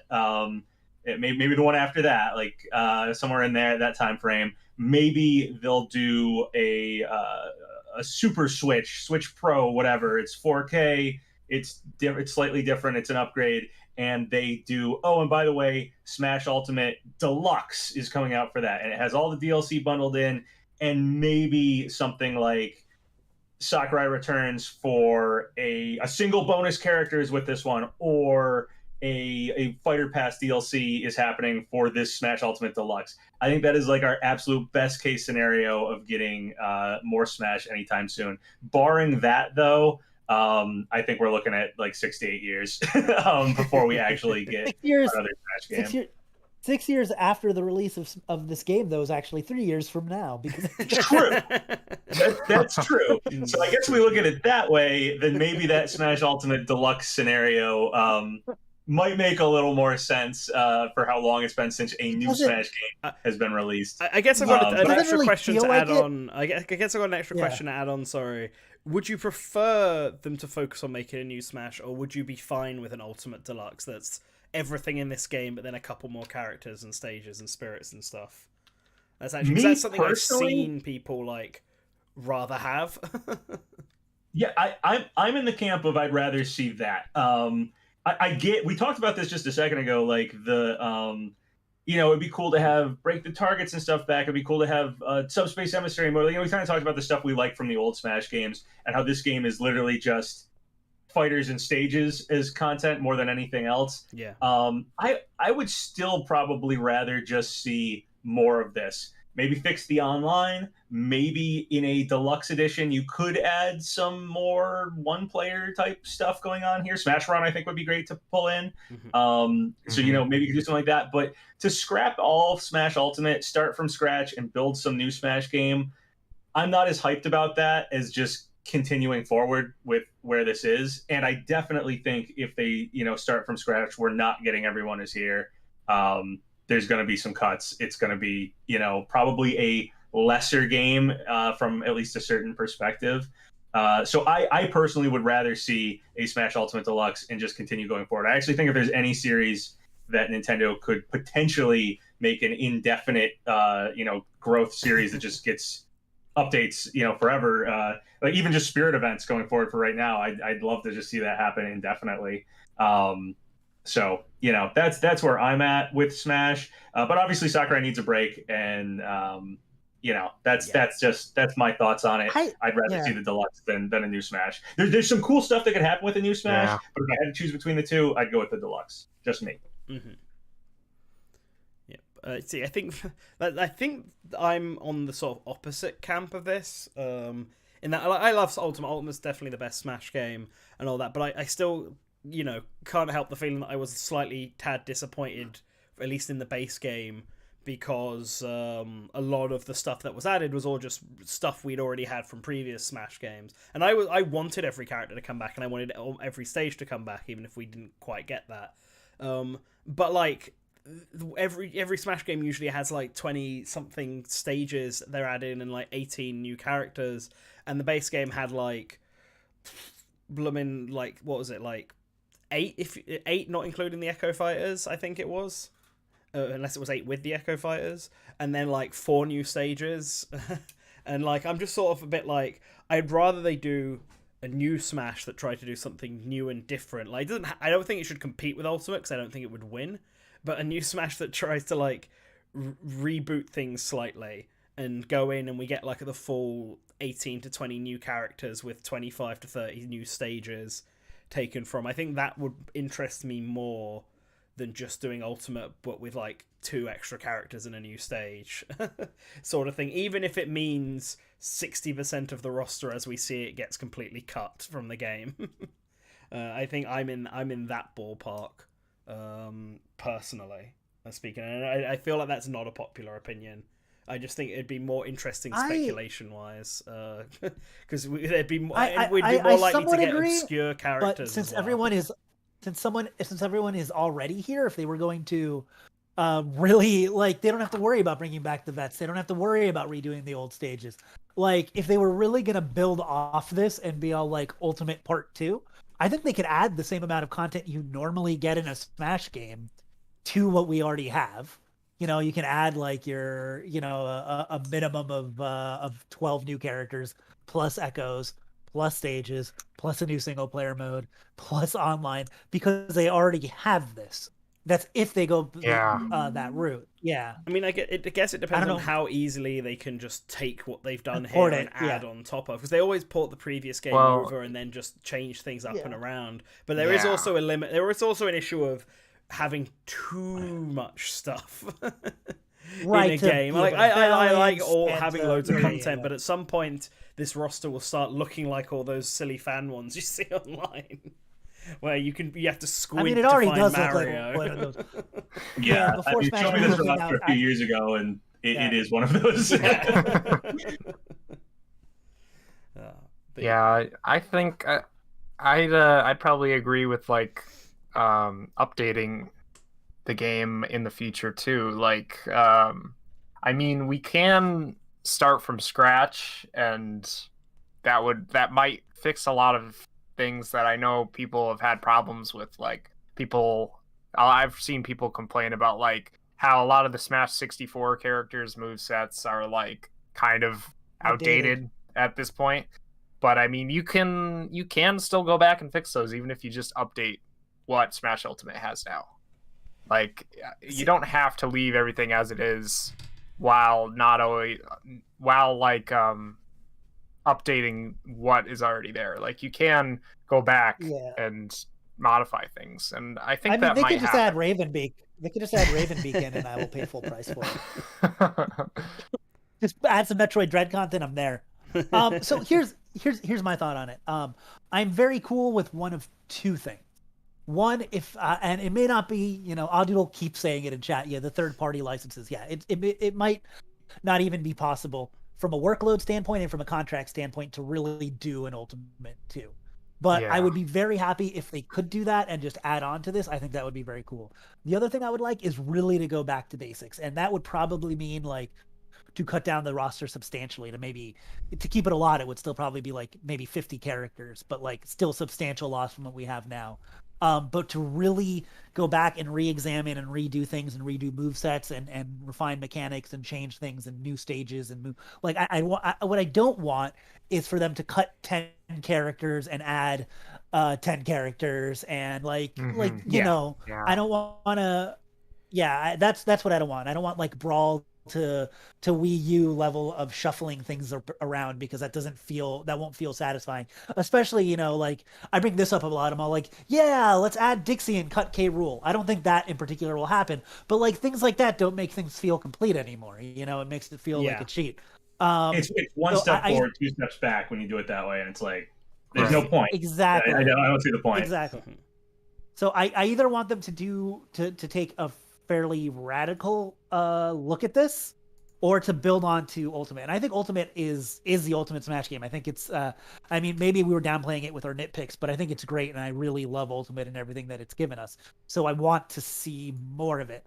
But if we don't really get like Ultimate and more, what I want is something fresh and new. And if all of these rumors of different platform fighters are coming in, we have Nick now, like there's that crazy WB fighting game rumor. Like if there's more and more competition and we actually get good platform fighters, I feel like there's going to be a pressure on Nintendo, because you can't like, and I know Smash is always going to be in a class of its own, blah blah blah. But some of these, like if Disney did a platform fighter, their list of IPs is bigger than Nintendo's. You know what I mean? Yeah. Like there are definitely companies that can compete if they make good games. So I feel like there might be a pressure on Nintendo to one up it in some way as well. I don't know. What were your other questions, by the way, besides what we want to see in the next one, Jex? I don't even remember. I mean, you know, I don't remember either. To be fair, I mean, I guess whether or not Sakurai will come back, and I think that's another reason why I sort of want a new Smash Brothers game to not just be Ultimate 2, because Ultimate also sort of feels like this is Sakurai's ultimate Smash Brothers game. This is the culmination of everything he's done. So if a new director is coming to it, I'd rather see that new director do something that themselves with their own spin on it, go back and because that's the other thing. If Sakurai did come back for the next game and we got an Ultimate 2, knowing what he's like and how he develops things, I think everything would be staying similar. Like, you wouldn't get updates to the old Nintendo 64 characters. The characters who are assist trophies now wouldn't be getting upgraded. It'd be like that would mean like Takamaru, Isaac, Waluigi, Bomberman. Not if their intention is just to take Ultimate and add to it. I think, knowing the way that they act, they'd rather focus on new stuff than take any of the old existing stuff and bump it up. That's how I would see it. Which again, I'm also just interested to see what someone knew what they would do to change things up. Yeah. And because I just think, because Ultimate makes Smash 4 pointless. Smash for Wii U. I don't want Ultimate 2 to then retroactively make Ultimate pointless, I guess. I guess that's another way of looking at it. It's a weird thing. I mean, we might be looking at the way, like I said, Smash would probably be my choice for if Nintendo has one game that they just constantly, if it was just a single game, they just constantly updated it indefinitely, which some games out there, have that from their, parent companies or whatever. Yeah, Roger's Base talks about it a lot. The games as a service model. So yes, like you just have your base game and then just add forever. Right. So I think Smash is like Nintendo's that, but Nintendo's version of a game as a service and you add forever might be that you make Smash 4 and you buy this base game called Smash 4, and then eventually they stop updating it because they're literally updating it behind the scenes to sell it to you again. And they might just do that again with Ultimate, where we have to buy another Ultimate and it just continues. And that makes old Ultimate basically version 13.0, and Ultimate Deluxe is version 14.0, and it goes from there. But like, that might just be Nintendo's version of doing this, is that we're gonna have to rebuy the game every so many years, which we could argue all day about what the ethical practice of reselling a game that's essentially updates. I mean, that kind of gets into the whole, like, is Smash Ultimate a port of Smash 4? And I don't think it is, and I wouldn't think some future one would be either. But like that might be their way of just continuing this game, is it resells with just more stuff. And honestly, I'd rather see that than starting from scratch. I guess my fear is kind of what you were talking about, Spazzy, where it would be like Brawl or Smash 4, Brawl of Smash 4, where they cut a bunch of stuff, and it's just like, well, what's the point in doing this? I'd rather either see just build from where we are, or if you're going to do something new, it's got to be very new. You gotta scrap everything and give me a new experience. Otherwise, I don't see the point in not just adding more. Yeah, I also think very, very, very, very future seeking. But I think doing that and scrapping and then starting from the beginning also makes Smash 8s and 9 easier to work for, rather than like having Smash Ultimate like 4 and 5, and because once you start that precedent, any cut is going to feel like a downgrade. And in 20 years, when I'm getting dangerously close to 60 years old, I'll be like, everyone is here too. Yeah. Yes. But all right, I think that pretty much covers off everything. So I mean, unless any of you guys have anything else you want to say about Smash Brothers Ultimate before we close the curtain on this episode. I think it's a great game. It has been an incredible experience, and I'm happy to look at it now in the the aftermath of the game is cool to be on this side of things. But we're still getting the spirit events, and Sakurai's still doing the pick of the day, at least until January. He said, I think, pick of the day. Yeah, end of January. I don't know how long spirit events are going to. I think he started the anniversary picks like this January, February. So I think that he's just doing a full year's worth of them. I think that's the idea. Exactly. So yeah, I don't know how long the spirit stuff's going to last for, or whatever. But it's interesting to be on the back side of the Smash Ultimate. Everything. It's interesting, and I think Sora ended well because I see most people being fairly positive here at the end. I don't know if the final character reveal sets the tone of something after the fact, but this feels much better than Bayonetta Corrin and Smash 4, and people ending feeling like, I think everybody was itching for more. This one feels more like everybody feels pretty satisfied. I mean, we just talked about what we'd like to see for the future, but I don't see very many people out there who feel like, man, I didn't get something I wanted in Smash Ultimate. It's like, there's specific things people didn't get, but overall, I think everybody's pretty happy with this game. And maybe the one hopeful thing of maybe it'll get something at some point here is that the online might get a little better. I'd still kind of maybe hold out some hope for that. Besides that, I don't know. I think it's pretty much done. Yep. Yeah, I think I think the game will always be there, but the experience of like being a part of the DLC announcements and seeing the trailers and everything now was like once in a lifetime kind of thing. Like that's really not going to happen again unless they do it for another Smash. But like this Smash's announcements were pretty amazing, honestly. I don't know. It was fun. Like, yeah, it really was a really fun time, and it's awesome that they were able to make that happen. If we do have a melee to brawl style gap between these games, I can almost guarantee that the modding scene for Smash Ultimate's gonna get crazy. Yep. For sure. I'm looking forward to whatever Sakurai releases next. Same. I'm like super excited to see what's going to come next for him. Especially if he only has a few games left. Yeah, there's always been some awesome stuff in betwin Smash games from Sakurai. I love He's Smash. He's going to be the director of PlayStation All-Stars Battle Royale 2. I love Smash, but Kid Icarus Uprising is still like his best game, other than the fact that it cripples me and I can't play it anymore. But other than that, it's his best game.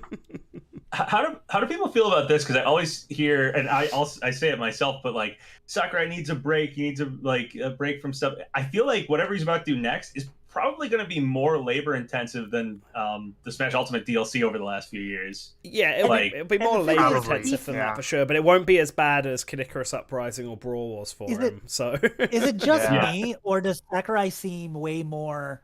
I don't know, like at the end of this Smash, just his interviews and the directs and everything, like I feel like he doesn't seem done with Smash. Not that he's like gonna keep working on it, but he's like just like there's a vibe I get from him now that he's like, yeah, sure, when the next Smash comes I'll probably work on it, whatever. Like he doesn't seem like exhausted by it. I think it's because Ultimate's development just went a lot smoother. Like I feel like a lot of the reasons for why Sakurai was like almost done with Smash is because Brawl and Uprising had like just terrible and Melee basically every Smash game has basically just had terrible he didn't have like a set development team for those games, but he did have that for Smash 4 and Ultimate, and I think that's probably what helped him. I think working with Bamco rather than a skeleton crew of mixed match people from various different companies, and also not having to make a game in like less than 2 years I think really just made development a lot smoother for him. He's still very much a nitpicky workaholic, I'm pretty sure. Yeah. But at least he's not super stressed out. My hands are actually hurting me, Kid Icarus Uprising. in the he's not injuring himself to make this game. In the Harada like interview with him, he's all like, "No, I'm fine. I'm like healthy. Everything's cool now." So like, I think he's learned what sort of developments he likes and what he doesn't like. So whatever his next game is, I'm sure it's going to be with a company, I'm also sure it's going to be with Nintendo because he's such a icon for them at this point. That I could see them just giving him money and being like, you can make whatever you want, but you have to make it for us. I definitely think that's what they're gonna do because I mean they've let him put out so many of these presentations that he's so recognizable that if anybody just sees something that he's working on, they will buy it at this point. He's the top 5 most recognizable Nintendo employee, and he doesn't work for Nintendo. Exactly. Yeah. I wonder if he'll do another like Kid Icarus Uprising where he takes an older Nintendo IP and updates it or does something. Surprised. I mean, it depends on what. I mean, there are 2 possible things he could do. We're either going to get like a brawl situation, right, where Iwata went to Sakurai and was like, either make a new Smash Brothers game or we're going to port Melee. And then Nintendo just goes to Sakurai and is like, either make a new Kid Icarus game or we're just going to port Uprising. And then he makes Kid Icarus Uprising 2 because he doesn't like the idea of doing a simple port. Or he's just going to come up with some completely new idea because he didn't decide to do a Kid Icarus game. He decided he wanted to make it. He just came up with an idea of having land and sky combat, and then figured that Kid Icarus was the best IP for it because Star Fox, it would be really awkward to have them like jettison from their R-wings and run around on the ground. Like, whereas Pit can fly, so it was also an untapped IP that he could basically do himself. I think actually his next game, if it's not a Kid Icarus sequel, is going to be just a completely new IP, which would actually be pretty interesting because it's the first time he's done one since Meteos, and Meteos doesn't exactly have like characters. So it might be his first proper world building since Kirby. Which would be really interesting. I really hope so. If he does make just some like new character and new world, like whenever Smash comes back, that will be the #1 guaranteed. Like this character's getting in Smash. Like, no one's gonna have any. They'll almost have to reveal them first, like they did with Inkling, because if you reveal Inkling later on, it's like everybody knows Inkling's coming. If Sakurai makes some new character in some new game and it's great, and then Smash comes back, everybody's gonna be like, "Well, that character." And Sakurai's like, now I can finally tweet, and people won't like think of it as Smash, but he's wrong because we're gonna go over every one of his old tweets and be all like, "Among Us? Well, remember that time?" I've already seen people with the Among Us tweet are like, "Among Us is about like lying." And please no. It's already talked about Among Us before. Yeah. All right. Papa, do you want to let people know where they can find you? Sure, yeah. You can find me on my YouTube channel, PapaGenos. It has links to my Discord and my Twitter and all my other stuff there, but the main hub is the YouTube channel, PapaGenos, so go check that out. I am a little behind on videos right now. I basically haven't done much Smash stuff since Sora came out. I've just been really busy lately, but I do have an after Sora kind of wrap-up video that I am working on. Hopefully I'll get it out soon here, and so check that out, and that's where you can find me. Nice. Awesome. And you of course can find We're here. Kody, Spazzy, and me here on Source Gaming. Smash is obviously done, but the Smash content, we've still got stuff coming. The why characters were chosen and cut videos, obviously there's still a couple more of them to go. There's a finite number of them because we've hit the end of Smash now. But those are still on the way, and also the Spirit Fighter videos are also still on the way. Anything else?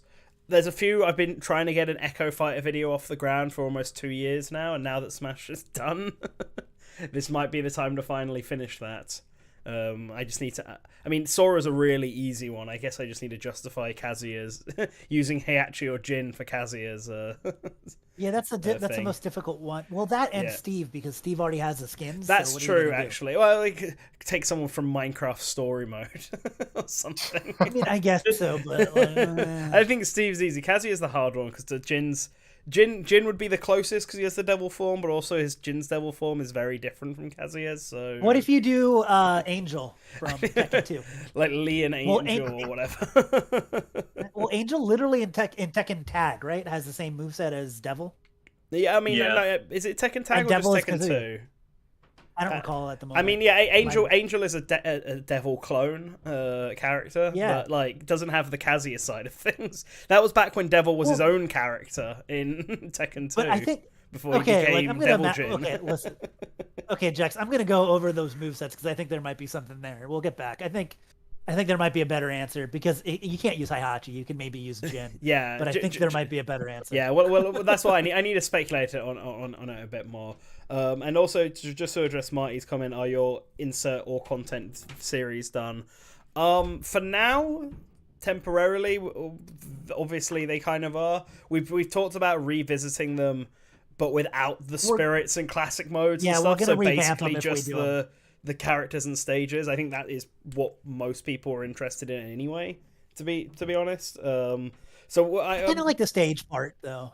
But whatever. We're gonna revamp it. We're gonna revamp it. So we'll probably still do some Smash character stage ideas and all that. Because I mean, we were doing them before Smash Ultimate was announced, but after Smash 4. So like, it's not like completely gone.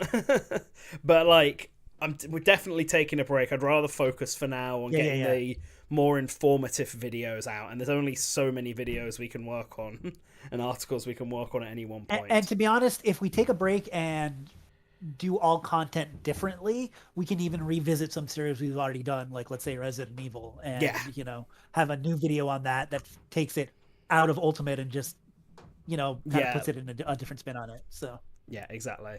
I don't know how you guys feel. It sounds like just from what you guys are talking about, but I'm a little happy Ultimate is done from a like YouTuber perspective, because it opens up like there. I have like a backlog of some video ideas that I wanted to do and stuff. Like I wanted to do my Geno moveset like hypothetical video, but I kind of didn't want to ever put that out in case Geno ever happened, kind of thing. But like now I can do that and stuff. So yeah, it is very refreshing. I mean, like I said, I have that After Sword video I want to get done, but I wanted to do an all content Bomberman, but he was an assist trophy in the very first direct, so it's like in between Smash games, it feels more justified to do content like that, or even just things outside, just not having Smash looming over all the time. Not Smash, yeah. Yeah, it's a breath of fresh air. I feel like so from that perspective, I'm a little happy we're on this side of the Smash stuff. Mm-hmm. Yeah, like there's only so much Smash speculation you can do on an existing game, and it was a lot, and it's done now. Right. I'm happy. Yeah. So now that it's over, it just feels like it opens the door, but one door closes, another door opens, and it's kind of nice. Exactly. All right. Well, thanks for joining us again, PapaGenos. And thank you, everybody. Thanks for having me again. Thank you for those who've been with us for the last 3 hours. It's been a long one, but hey, it's Smash. What can you do about it? It's the end of not the end of us talking about Smash, but the end of us talking about new stuff in Smash Ultimate. So. I know. That's right. Yeah. It's the end of an era. Yep. Well, next weekend is Halloween. Don't know if we're going to do a spooky one or not. Depends, I guess, if we're around. Not. Is this finally when we talk about Castlevania, the episode we've been talking about for like 4 months now, Spazzy? the yes. Castlevania animated one. But why don't we just do just do an entire thing just on horror games like Castlevania, Resident Evil? Screw it. Let's just talk about that and adaptations. I've got ideas. This will be fun. Yeah. All right. You may see us next Sunday for a spookier episode of Good Morning Source Gaming. But yeah. And for now, that will be everything. So have a good